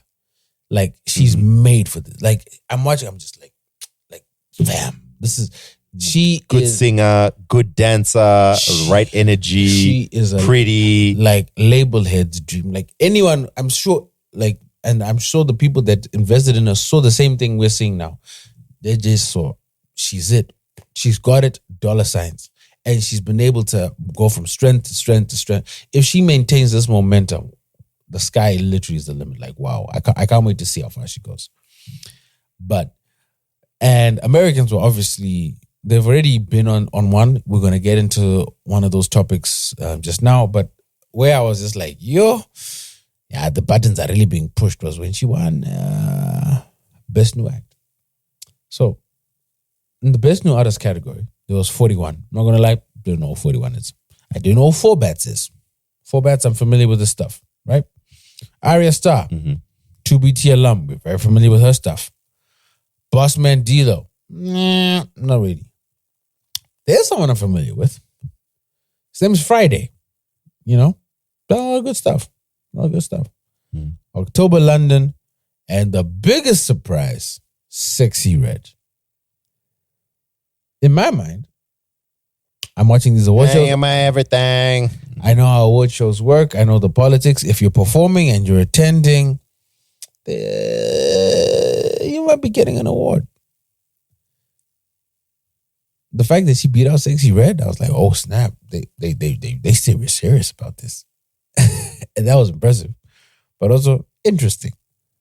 So I need you to watch. I need you to watch the awards and then, like, just catch on to some of the responses from Americans, because yo, they are. I saw the responses. The wildest one is like people saying like, yeah, we saw her. Yeah, she's definitely not black. But she didn't say she was black. She said she was colored. But anyway, it's a whole other conversation. Which now transitions us to the Charlemagne conversation, because we also been having a long back and forth in the Patreon group about that. So Dan, as the yellower of us two, I think you are now the representative for the colored community. Go ahead. Okay, so we should have discussed this last week, so this may have entered your immediate consciousness. But let me just bring you back to the situation that happened a little over a week ago. Let's say a week and a half ago, maybe almost 2 weeks ago. Tyla was making her appearance on The Breakfast Club. One of the hosts of The Breakfast Club, Charlemagne, when he was on the show, asked her about the whole colored thing. Now, what then happened is Tyla refused to answer. She looked back at her team, and her team at the back basically said, hey, that's one of the things we ain't talking about. And it moved on. That obviously led to a whole back and forth afterwards, because people were like, why didn't Tyla say anything? Why is Charlemagne saying something? And it was a whole back and forth. Well, Tyla put out a statement on her social media. She said, yo, guys, never denied my blackness. I don't know where that came from. I'm mixed with Black, Zulu, Irish, Mauritian, Indian, and colored. In South I would be classified as a colored woman, and other places I would be classified as a black woman. Race is classified differently in different parts of the world. I don't expect to be identified as a colored outside of South by anyone not comfortable doing so, because I understand the weight of that word outside of SA. But to close this conversation, I'm both colored in South Africa and a black woman. I don't know why she kept saying women. As a woman for the culture, it's and, not or. With that being said, Asambi. Okay. So first of all, I do think this was a very good statement, right? And we had a whole debate in the group, like, is what Tyla did good? Should she have addressed it? Should she have answered Charlemagne? By the way, Charlemagne then came out afterwards on his podcast with that other white man who I found very annoying. On that podcast, Charlemagne says, guys, her team came to me and said, please don't talk about these things. And I said, nah. And I decided to ask anyway. And, it was a whole thing where some people in our Patreon group were saying, no, Tyla knew what she was getting into. In fact, let me try and pull up this conversation that we were having in our Patreon group. Tyla's team should have known what they were going to get into because Charlemagne is such an amazing guy. Yeah. I don't understand how you guys cape for people who kind of suck. I'm gonna say what I said in the group, and I feel like this can lead to a further discussion. So I hope I've given you an overview, right? Tyla made it onto The Breakfast Club, which is probably the biggest platform on urban radio for Tyla to get an interview. Charlemagne asked her this question about being colored. We then clarified later on that her team actually asked, please don't bring this up because we know it's so sensitive in America, because Tyla says she's colored because that's what she's called in South Africa, but in America it means something else. And of course, that leads to a whole bunch of ignorance. Everyone outside America then says, you guys are so stupid. And everyone in America says, no, but you're the ones coming to us. It's a whole back and forth, right? So we're having this debate in the group. And what I said in the group is like, listen, I agree with what we are all saying. Americans are stupid. I get it. And again, in general, American audiences are not used to anything outside of America. So to introduce a dynamic, a culture, a way of thinking that's not American is so difficult to get through to Americans because of this, this whole exceptionalism or whatever it is that they view. They can't fathom the idea that things are different in another part of the world. US audiences are ignorant of the world. But that having been said, Tyla and her team and the label behind her are making a concerted effort to introduce her to an American audience. You're not going to successfully introduce her to an audience with the narrative of, you guys are stupid, you should know better, even if it's true. So my point was, I do think the situation was handled correctly in the sense that Tyla was told, remember, Tyla is 22? She's young. She's just now getting into a much wider world than what South Africa is in the last couple of years. She's still figuring herself out, and she's still getting that media training, and she's still understanding new audiences and all of that. So I think it was somewhat handled well to be like, listen, if he speaks about this, don't answer. So Tyla listened to what she was told, refused to answer. And her team said, can we move on from this question? How I think that plays out is, in general, people are going to look at Charlemagne weird for being so aggressive and asking a question that clearly they had discussed that she shouldn't answer. And two, Tyla can simply say, guys, I've addressed this so many times and I don't want to fight with anyone. So I've decided not to go forward with this. So I think, given the circumstances, I think the overall response that Tyla had was a good one. But could there have been a better one? I do think so. I do think if Tyla had a little bit more experience and a little bit more knowledge, which hopefully she'll learn in time, or maybe she's already got now, I don't know, That same statement that I read earlier that she gave on her social media about understanding that, you know what, in America, it's this way. In South Africa, it's this way. It doesn't have to be an or, it's an and. And I get it. I'm currently in America, so I shouldn't maybe be using the word colored. But in general, please understand, back home in South Africa, the word colored means that. If she had given that same sort of statement or that same sort of answer live on Charlemagne's show, I feel like it would have been better for her. So that's what I said in this group. And I think it's naive to say, hey, I'm not from America. You guys in America are ignorant. You don't know things. When you know that America But wait, who is said that? possibly the biggest. No one said that. I'm not saying anyone said that. But I'm just saying to have that mindset of America is being ignorant. And I think in the group, that's kind of what the discussion was. This is so annoying. America is being so ignorant. And even on social media, that's generally the discussion. And even I think that in general, Americans are being ignorant. But though that's the same market that you're trying to get. That's the same market that you want to enter. But I think you're conflating. That's how Tyla's going to go. You're conflating it now. You're confusing the narrative of people who aren't Tyla with the narrative of people that are Tyla. So those need to be separated. And for the purpose of this conversation, it's important to separate them because sure, the consumer. Let's be honest. The consumer is not smart, right? If you're a fan of Steve Jobs said it. You guys are dumb. So there's that. But I won't say just quickly. I just think you're just to clarify what I was saying. I am responding to the narratives that are not Tyla. I think Tyla handled it as well as she could, given where she is in the game. She could have handled it better, I think, but that will come with experience. I think and she then perfect. And then with the statement that she put out, I think that statement was a good statement, and I think it answered everything. I'm now addressing in these statements that I'm making. I'm addressing the general narratives that exist from people who are not Tyla. So yes. So anyway, sorry, go on. So in response to that, I think what she did there, her team, me as someone who does PR, as someone who's worked in PR, as someone who sees this happening firsthand, to me, I was like, brilliant. Because as you said, it would have been better for her to respond to it on the show, right? But you lose so much leverage and you risk so much because you are not going to out-debate Charlemagne. Charlemagne has almost 3 decades of experience on radio. Charlemagne has 3 decades of knowing how to push buttons on radio for reactions. Charlemagne sat at the feet of Wendy Williams, the queen of pushing buttons.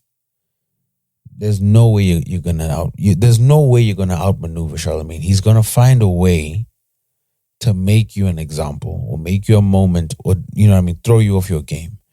And let's not forget how quickly Tyla has come along, right? We're literally witnessing artist development within our eyes. Getting Late dropped when we were in lockdown. Lockdown was 3 years ago. Well, 3.5, 4 years ago, right? In those 3.5, 4 years, she's had to learn to record an album, live perform, train, introduced to new markets, travel across the world, meet a whole new team, acclimate herself. Like, it's for anyone, no matter what their age, that's a daunting task. Now you're adding all this on top of media training, and then not only media training, but understanding cultural nuance, especially a cultural nuance that for 2 decades of your life, you've never had to explain because everyone understands it. And then all of a sudden, now you have to learn how to understand it. Do you know how incredibly difficult that is? There are Zimbabweans today who don't understand this. There are South Africans today who don't understand this. There are people who are even in the color community who don't understand this. So I think she may have the capacity to do it. I would advise her, don't do it. And the best way to do it would be like, listen, control the narrative. Speak to it on your own platform. They obviously went to the interview and they're like, listen, these are the things we want to talk about. These are the things we don't want to talk about. Charlemagne, as he said, refused. If I'm the publicist, I'm making a decision. Do I want to deprive my artist of the millions of listeners Charlemagne has on the biggest syndicated show on black radio in America and the multiple YouTube viewers that they have and the social media followers they have? Of course not. Listen, if it comes to it, I'm going to put in a contingency plan. I've got your back. If you ask you that question, look at me. I'll be the bad guy. Because what that also does is it insulates Tyla as the artist and makes the management look like the bad guy, which is one thing I always tell my artists when I work with them. I tell artists, listen, whenever we end a negotiation, no matter how it's going, always be eager. Even if it's BS, always play like, yo, I want to do this. Yo, I'm down. I want to work. Let me be the person to say no, because it protects you.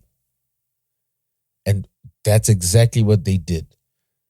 Also, it now allows Tyla to address the topic on her terms, and it lets Tyla's fans address it on her terms. So, very much so, there's a cultural nuance and understanding that Tyla, and I think she's done a very good job of it with regards to how she identifies. I mean, I have to have the same conversations. If you ever go to America, even when you go to Europe, right, Dan, it's the same thing. Like with you, it's slightly different because you're first generation mixed race. But if you go with your wife, it'll be a slightly different conversation because in Europe, in America, she'll just be seen as black or maybe seen as mixed race, right? But there's a deeper conversation to have there.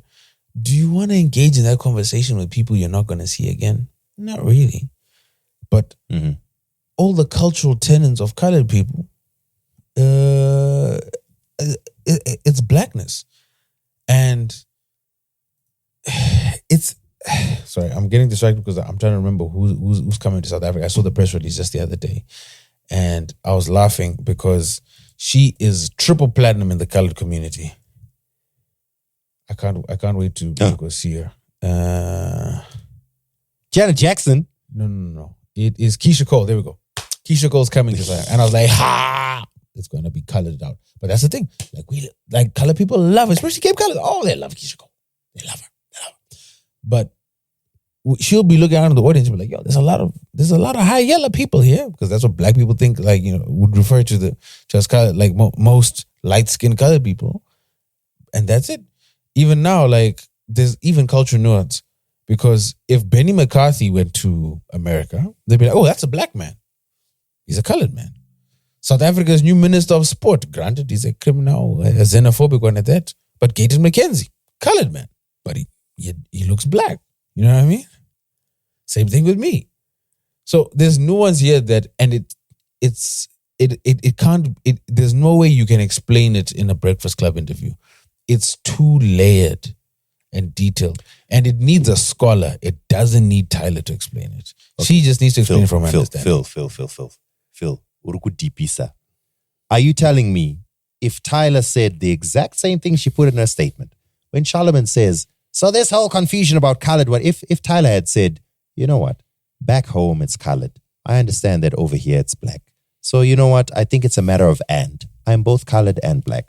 When I'm here in America, I understand that colored has its own connotations, so I'm not really going to use it. But back home, this is something she said before. And then she finishes that by saying, this is obviously a very complex issue, and I don't think I'm qualified to really speak too deeply on it. So that's all I'm going to say on the matter. If she had said that. No. So I would tell you, I would immediately say, don't ever do that, because Charlemagne, by what we've seen from him, will never enter into that discussion in good faith. Of course, I agree with you.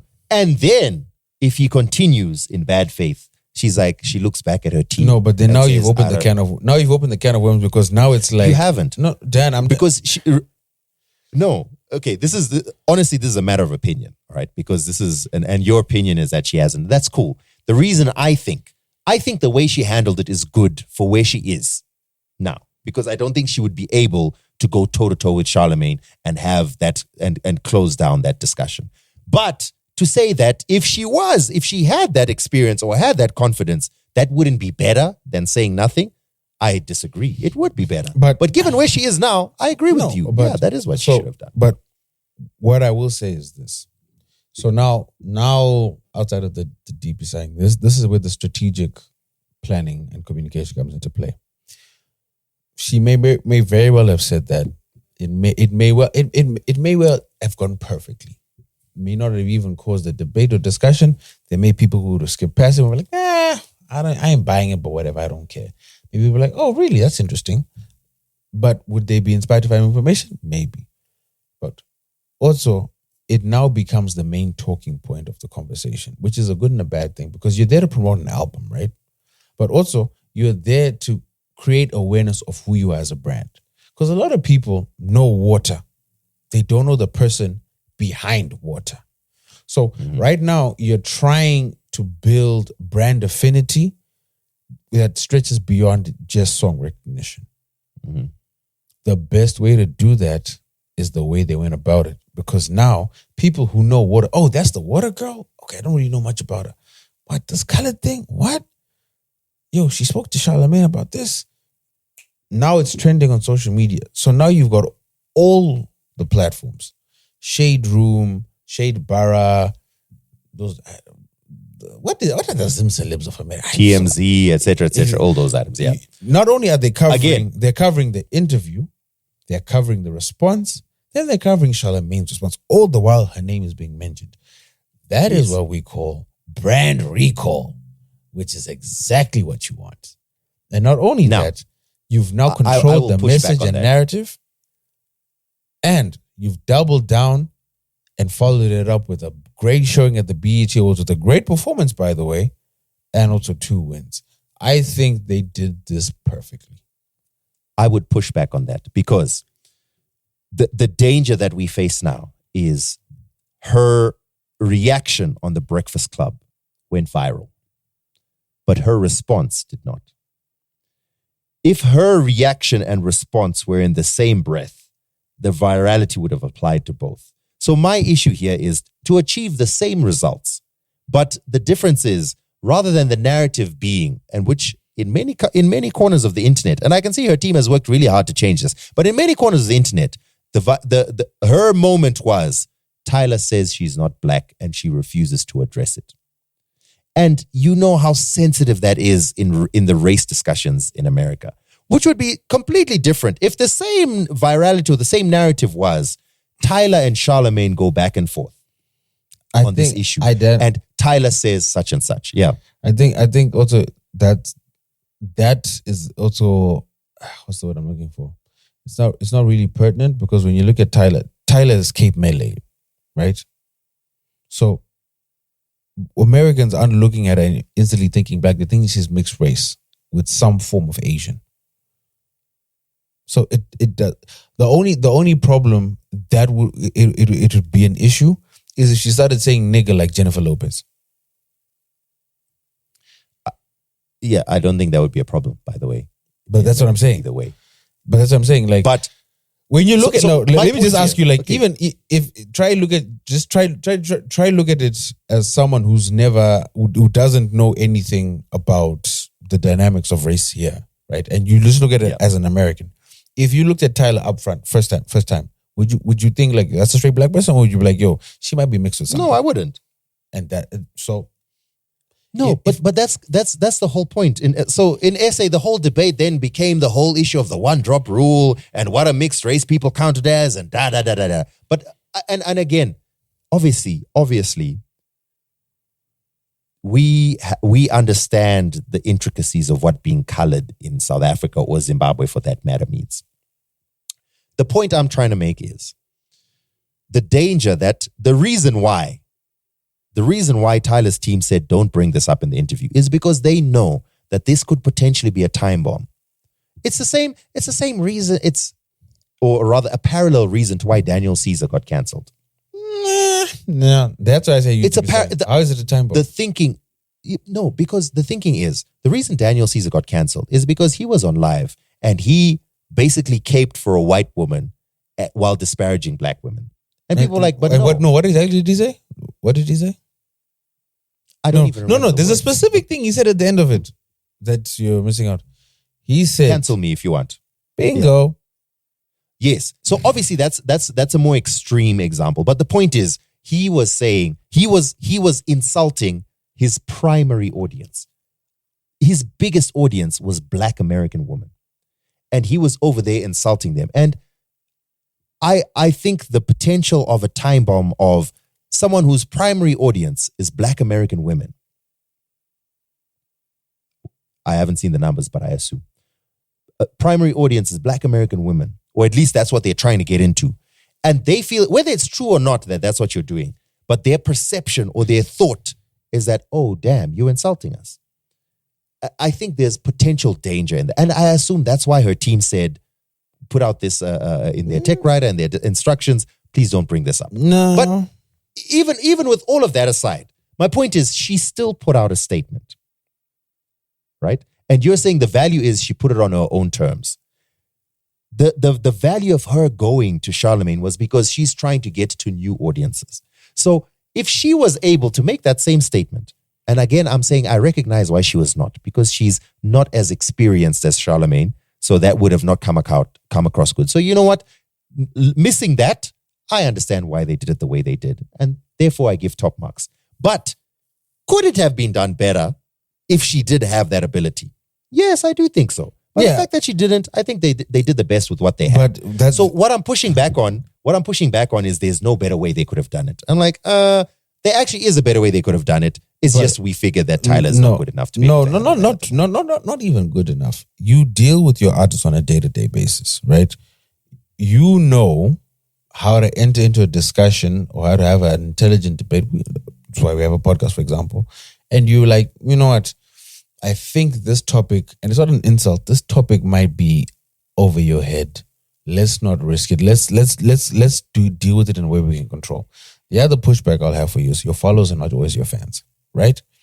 Yes. What you're trying to what at this point with the way they've rolled Tyla out is they're trying to put a face to the song. Water is huge, but as we've seen, there are many a song where people will know the song and have no affinity to the artist. You can go platinum with one song, go dud with the next. What you need is brand recognition. Even if that recognition might be someone negative, at least there's recall to say, oh, it's that person. And you want to incite an emotion. It's the same, we've had a discussion about the Kardashians. There are some people who detest the Kardashians. There are some people who love the Kardashians. But you know what both of those groups do? They know what the Kardashians are doing at any point in time.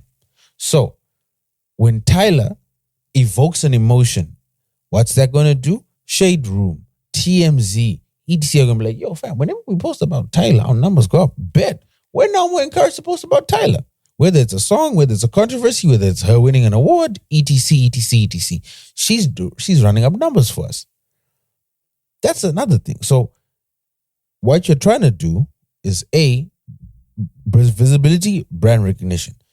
B is there are some people who are never going to understand or get the Tyla issue. Because outside of Tyla explaining it, multiple Africans were explaining it. And they were trying, some were trying their best to do it in polite and academic ways. Some were more blunt. But the people that got it. The people that didn't want to get it. This also isn't the first time she's addressed it. This is probably the biggest platform for the black media that she has addressed it, right? So all you're trying to do here is give the tools to the people who have your back to say, this is what I'm saying. If you guys accept it, perfect, cool, let's roll. And they'll use that as their talking point to defend her or her tigers to defend her going forward. And those that don't like her, continue having your debates. But what's going to happen is I'm going to continue to trend. And I'm trending for 3 weeks straight during an album release cycle. Perfect.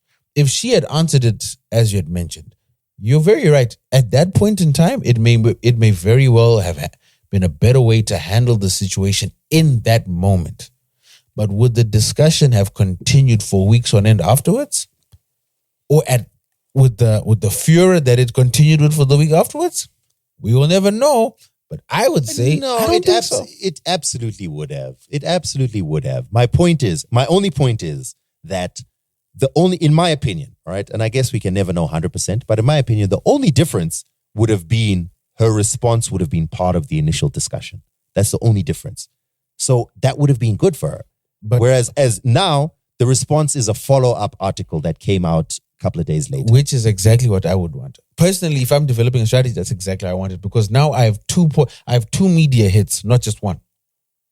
But that's not how media works. Some media goes viral, others don't. You can't expect or count her response both also, pieces but of also media going her response was released in quick enough time where it's still within a trending topic. Though we're now. Do you know what's even quicker? Do you know what's even quicker? In the same conversation. No, okay. But anyway, once again, you're trusting that Charlemagne is going to have a discussion in good faith, and by his own admission, he chose not to have a discussion in good faith. So, like, if I come to you and I'm like, "Yo, can we please not discuss this?" No. I'm even counting on him not discussing in good faith because that will help the virality of the content. But also, what I'm saying is, at least. But her response is part of the conversation. At no point in this have we considered the fact that okay, listen, Tyler, we're gonna have to address this issue. Yeah, okay. Yeah. Tyler, listen, Charlemagne wants to address this issue. Let's run through it. Guys, I'm tired. I don't have the energy in me. Because one thing we haven't even accounted for here is I've had to deal with it. Maybe you've had to deal with it too. Do you know how exhausting it is to have to justify who you are as a person to strangers constantly? Yeah. I hate to bring it up now, but Costa Titch he came to the station for an interview and my man was like, I am begging you, please, can you stop the whole culture vulture conversation? And at that moment I was like, damn, I mean, I feel like probably every interview you've ever done since you started was, how do you reconcile the fact that you're doing black music and the fact that you're a white man? You know what I mean? I'm sure it must be exhausting. Exactly. And that's another thing we have totally discounted. And and that's another thing. Like, she's a human being. Like, can you imagine how exhausted that much she must be? Just like, I'm tired. Like, I'm tired of discussing this Guan. Like, I have to come here every time and justify who I am as a person. F that. I've been in that situation before. Do you know how wild it is? Like, I'll be in a situation where I'll get stopped or whatever by police, and then I present them with my ID, and then they're like, "What type of a name is this?" So I'm gonna vape you. You know what I mean? And it's like, and now I'm like, do you guys understand how wild of a statement that is to ask someone? You know what I mean? Tyler's dealing with that on the daily. Nah, I'm cool.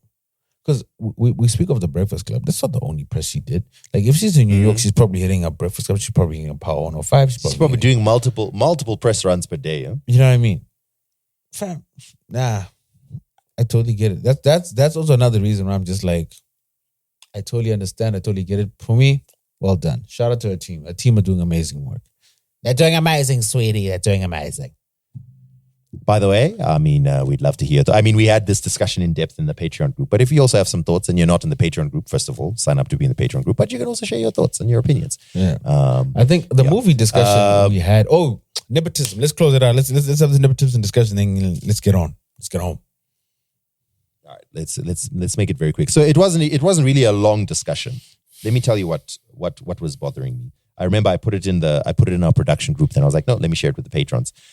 So, long story short, what had happened was, let me quickly pull it up here. What had happened was, Saweetie has been accused of her nepotism or nepotism in general for a while. And the reason for this is, she has famous relatives. Hold on, I have it here. She has famous relatives. Okay. Now, Saweetie is a good rapper, I guess. No, she's not. She sucks. So she's. Let me tell you who her relatives are. Okay, her uncle is MC Hammer. Her cousin Gabrielle Union. Another cousin Zaytoven, the producer. Her grandfather is Willie Harper. Phil, remind me who Willie Harper is. Special art, but also don't forget her cousin is also Gabrielle Union. Yes, I did mention that. Gabrielle Union, yeah. Anyway, my point is she's got a lot of family in the industry. There's nothing wrong with that. Willie Harper is a professional football player. Her uncle also a professional football player. Her mom was a video vixen. Her dad was also in the industry. The point that people are making, and I think it's a fair point. Wait, did you mention Too Short? Did I what? Did you mention Too Short? I didn't. He's also a cousin. Too Short is Redditor as well? It's a cousin. You see? So basically, she's got a lot of family who are already in the entertainment industry. So she put out a statement on her Twitter where she was upset. She was mad. And she said, I hate the Nepo baby narrative. It spits in the face of the child who grew up barely spending time with her parents because they were too busy hustling, trying to make ends meet. Also, I think Saweetie, the college girl, would have had her wealthy family, air quotes, pay for tuition and boarding so that she could enjoy the social experience of college instead of working 4 jobs to support herself. Saying I'm privileged ignores the girl who risked her safety renting rooms off of Craigslist because she believed in herself, etc., etc. And she goes on, right? And I think the reason I wanted to discuss this is not specifically about Saweetie. The story with Saweetie is, yes, honey, sweetie, you are privileged because you have family who are in the industry. That doesn't mean your life is easy. It doesn't mean you don't have to work. It doesn't mean you don't have to have talent. All it means is you have access to certain things that other people don't. So yes, you still had to work 4 jobs to go to college. And yes, you still had to figure out life without your parents around and you had to struggle for money. But when you manage to sit down with a particular artist or producer and you mention now Zaytoven, my cousin, that would open a door for you that wouldn't be available for someone else. Okay?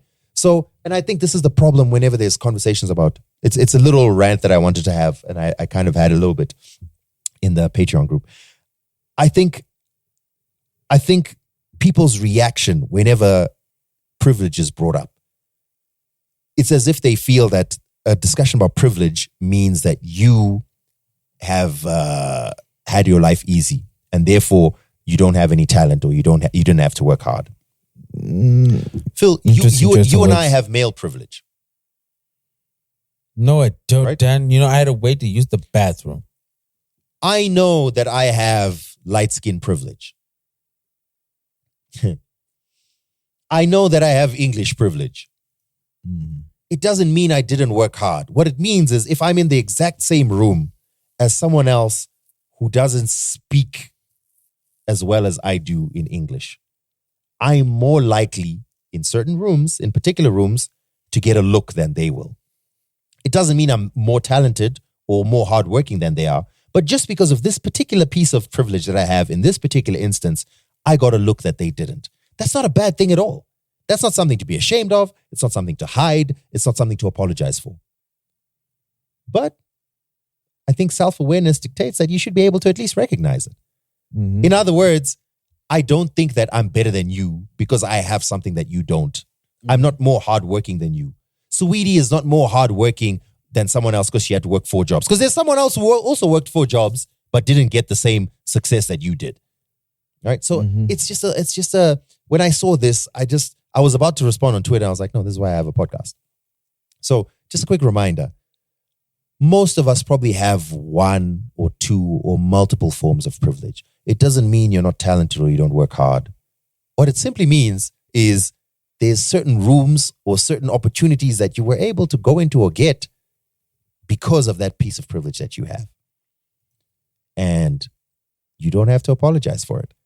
In fact, you're smart if you lean into it. But be aware of it. That's all. That's the only difference. Just be aware of it.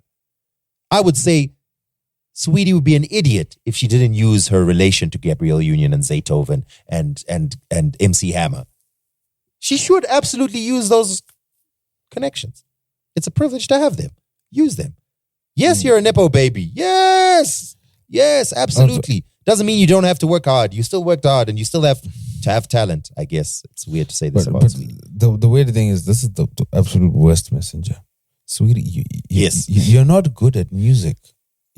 Like, the fact that you're a Nepo baby at least gives us an understanding as to why you are where you are. It's like, oh, okay. You know what I mean? You don't even have to address it. Put your head down, get your success, work hard. If you do want to address it, if you feel guilty about it, find someone who isn't as privileged or pretty or whatever as you and put them on. You know what I mean? Deal with your guilt that way. But Saweetie, let me tell you right now. I'm telling you, even some of your most ardent fans, they'd struggle to recall a verse from you. Like, Saweetie doesn't. Her debut album has been 2 years delayed. Saweetie, you have brand deals, and none of us understand why. You had a TV show on Netflix. None of us understood why. Like, yeah, you got a couple of bops I'm not gonna lie. You got some nice bops. But which one? Name them. So.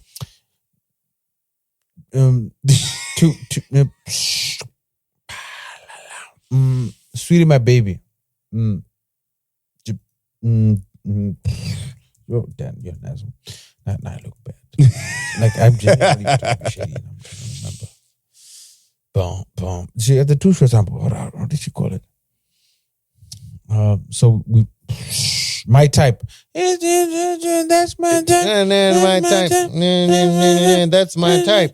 Mm-hmm. There's that one. There's closer. Then she's got tap in. That's a 2 short sample. Tap. Yeah, you see. Okay. Yeah, she's That's my best friend. The one with Doja Cat. That's my best friend. Wow, this girl sucks, man. So that led me on to a deeper discussion because also. So I think let's close off the Saweetie discussion. Saweetie, yo, let's wrap it up, Phil. I'm literally nepotism in general. Like, it's a good segue. Nepotism is not bad. It's why parents work hard for what they do. I am not going to sit here and lie to you.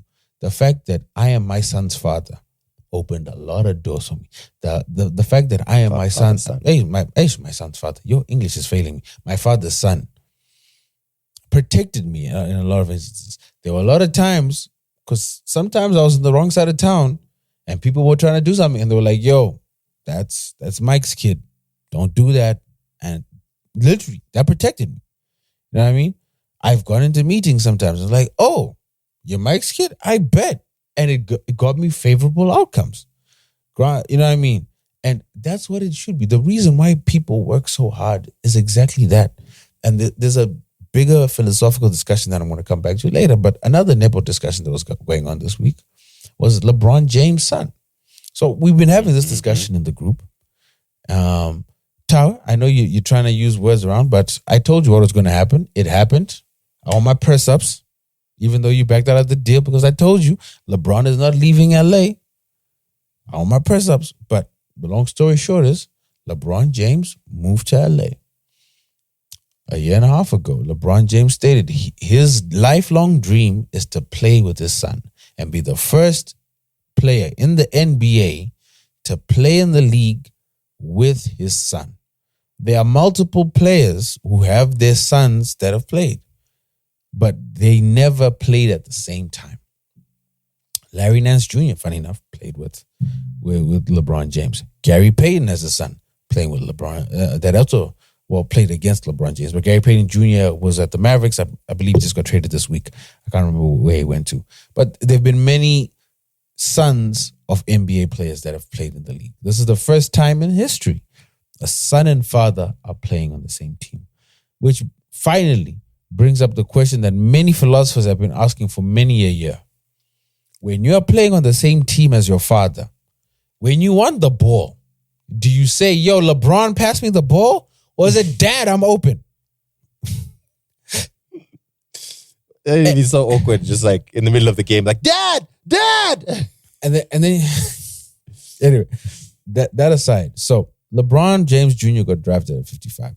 His university numbers at USC were not great. Also partly because he missed out for seasons because the man had a heart attack. The fact that he even got drafted is a miracle. The fact that he's going there has angered a lot of people, and justifiably so, because LeBron James Jr. on paper does not deserve the attention he's getting. But because he's LeBron James Jr., he will get that amount of attention because he's LeBron James Jr. Even if he does not play one game for the Lakers, do you know what LeBron James Jr. is going to do? Sell tickets and sell jerseys. And get news articles and get podcast discussions and get TV time. All this is, sport is entertainment. We are here to be entertained and to be commercialized. And that's what these people care about, is making their money. So there are people, fans of the sport, reporters, who are rightfully annoyed and angered that a player who does not deserve the sport has taken a spot from an athlete who's dedicated their life, who does not have a rich father, who does not have these opportunities, who may be lost out on the opportunity of securing some form of financial stability. I totally understand that. But on the flip side and obviously, and on the other side, people have been justifying it by saying, fam, nepotism has existed in the world for centuries. Businesses, etc. And especially in sports, the Lakers themselves are a nepotism story. Dr. Jerry Buss left the team to his 2 children, who some might say haven't run it the best, but they are in their position because of nepotism. The Dallas Cowboys, which are probably the most valuable sports franchise in American sports, are run by a whole family. Jerry Jones and his kids run that whole organization. That is nepotism. LeBron James does not own the team, but he brings a lot of value to the team because he's LeBron James. So he has a lot of say in things. So I understand people being annoyed with it and saying, yo, this is a circus show. And to a certain degree, it may very well be a circus show. But also, who's to say that LeBron does not have the right to demand that? And now there's the philosophical question that I want to raise. Go ahead, Dan. Before I go, I was going to say, I was just going to add, and why wouldn't he? If literally you want me, my son has to play for this team. Why wouldn't you put your family on if you've got the power to do so? And anyway, that, even you just remind me of another thing. I don't know, Dan. Are you familiar with Giannis Antetokounmpo? Yeah, it sounds to me like you're trying to cast a spell on me. You're a bastard. He plays for the Milwaukee Bucks. Great player. He's got a brother called Giannis. He's actually got 2 brothers. Giannis has been on the Milwaukee Bucks ever since Giannis has been there. This man, not a great player by NBA standards, but he's guaranteed a roster spot. You want to know why? Because his brother is pretty damn good. So to keep the brother happy, it's fine. We'll sacrifice a roster spot and give your brother a contract. Do you know, Dan, that Giannis famously did not sign with Adidas? You know why he didn't sign with Adidas for $50 million? Because they wouldn't sign his brother. In negotiations, he was like, if you sign me, you sign my brother. He pitched up to sign the contract with him. They were like, and they presented him with one contract. He was like, wait, where's my brother's contract? They're like, no, we'll sign that tomorrow. He's like, oh, you guys think I'm stupid? Bye. And he went across the street and signed with Nike. But the brother also, like, come on, dog. You can't be dragging the team back. Like, no, he's be motivated to be better. No, but also, Dan, like, if you love your brother and you love your family and you're like, I have the leverage. You know, it's not like the brother. We don't know the conversation, but it's not like the brother. We're not talking. It's Giannis and who? Giannis. Thanos. Giannis. Okay. So fine. Giannis is good at what he does. Mm-hmm. Thanos, whatever his name is, isn't. Wouldn't you by yourself be like, yo, I'm gonna sleep in the gym, man. I'm freaking watching game tapes until Dan, you know what I'm saying? I mean, come on, dog. Dan, there's no denying them. These are the best of the best. Like, these are the best. Like, if Giannis right now, it doesn't matter. If he went back to Greece even, because he plays on the national team, he would be dunking on people and embarrassing them. NBA players are light years ahead of everyone else. Anyway, back to the point is what, like, to me, like, the whole philosophical question that I think kind of hasn't really been addressed here is, so what is the point of accruing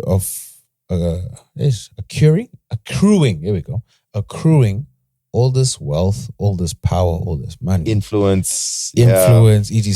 If you can't use it etc. to benefit the people you love the most. Like, the world is not a meritocracy, and it's not a meritocracy because people use the power that they have to benefit the people they care about.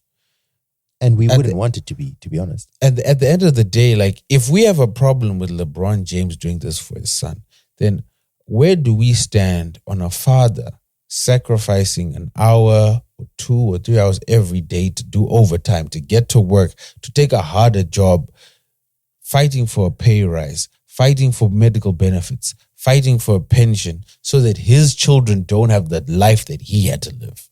You know what I mean? Granted, we're talking about billionaires, so their problems are not our problems, but the principle remains the same. Like, the reason why I've held off on having kids for so long is because I've been very adamant. Like, I want to make sure if I have a child, that child will want for nothing in life.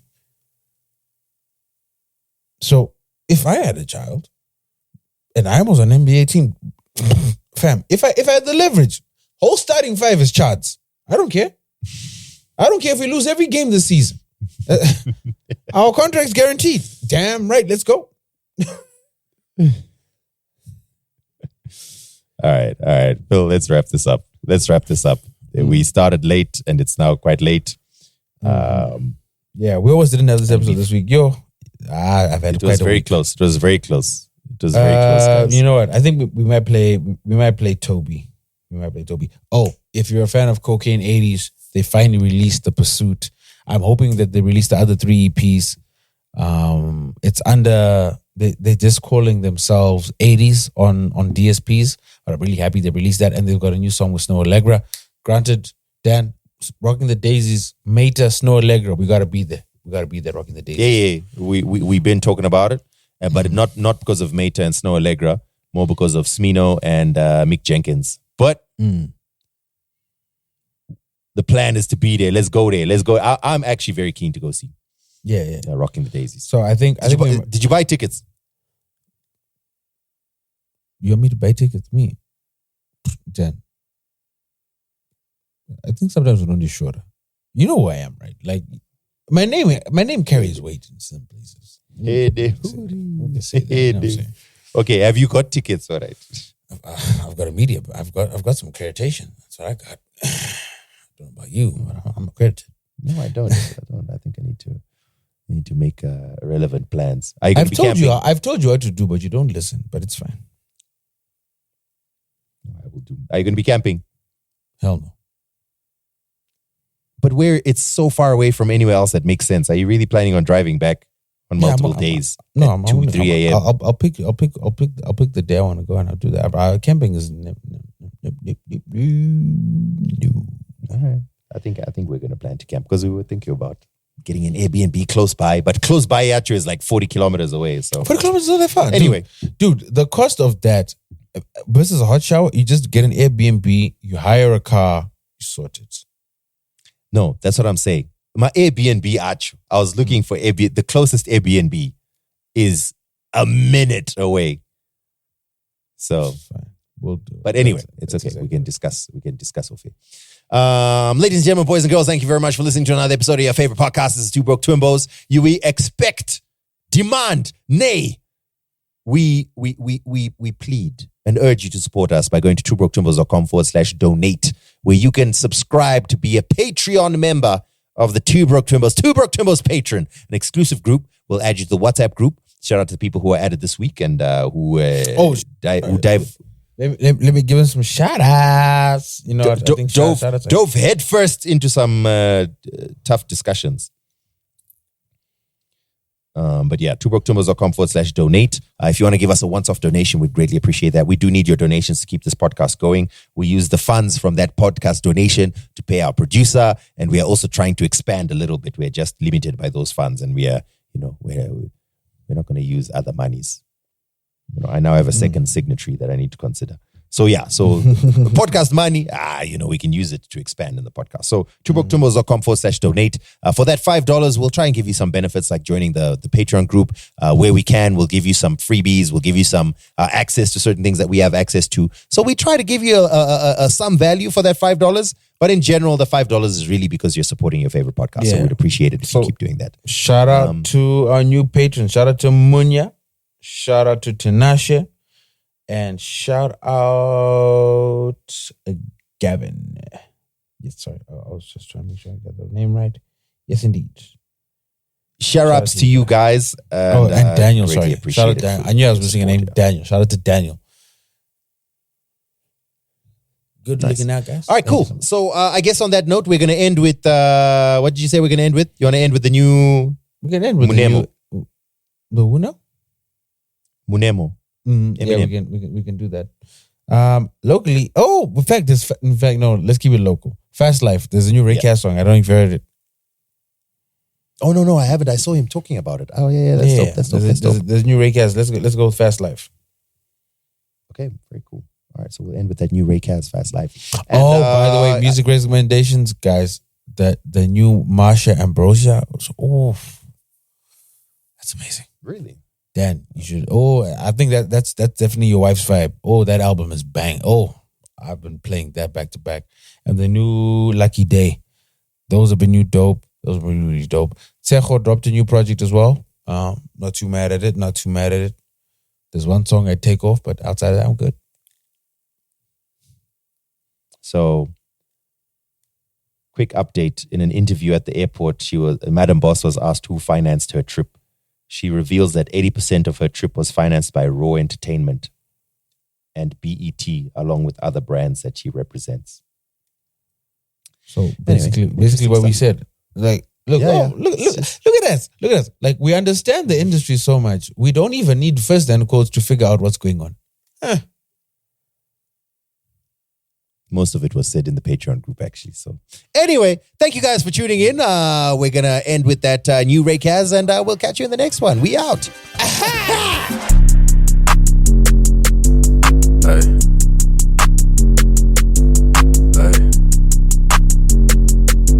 Know what going on, man. Ain't no doubt about it, we the best out. Know they going through it, know they stressed out. Your girl is a groupie, she undressed now.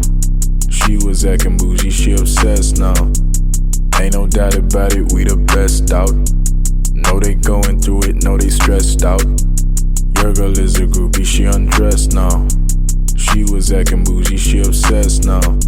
Obsessed now, she want niggas down. The next round finna be the best round. Said she bought a dress just for me to pull the dress down. I'ma leave a mess, then I'm headed for the next town. Think I'm westbound, like I'm Ray Kaz. Can't just pop up where I stay, you need a gate pass and a face mask. Members only, we ain't rolling in the same class. Man, I got the cool, green, too, clean, new, bang, too, main. Bad, moist, smash, get, cash, live, fast, cool, green, too, clean, new, bang, too, main. Bad, moist, smash, get, cash, live, fast. I just got the win from her bestie, it's hefty. The went from a 10 to a 30, it was messy. She spotted me the pen, like my dog, come and fetch me. I put in sport, nah, I just win an SB. I walk up in the spot with my chest out. Walk up to the dot with her breast out. Whoa, acting like I'm about to lay a chess move in here, just to see if she know where the restroom is. She not used to curves, too absurd. She embarrassed now, talking all that weed. Guessing we in cares now, throwing all these games. You the nearest to the nearest now, crying by the fair spin. I don't see a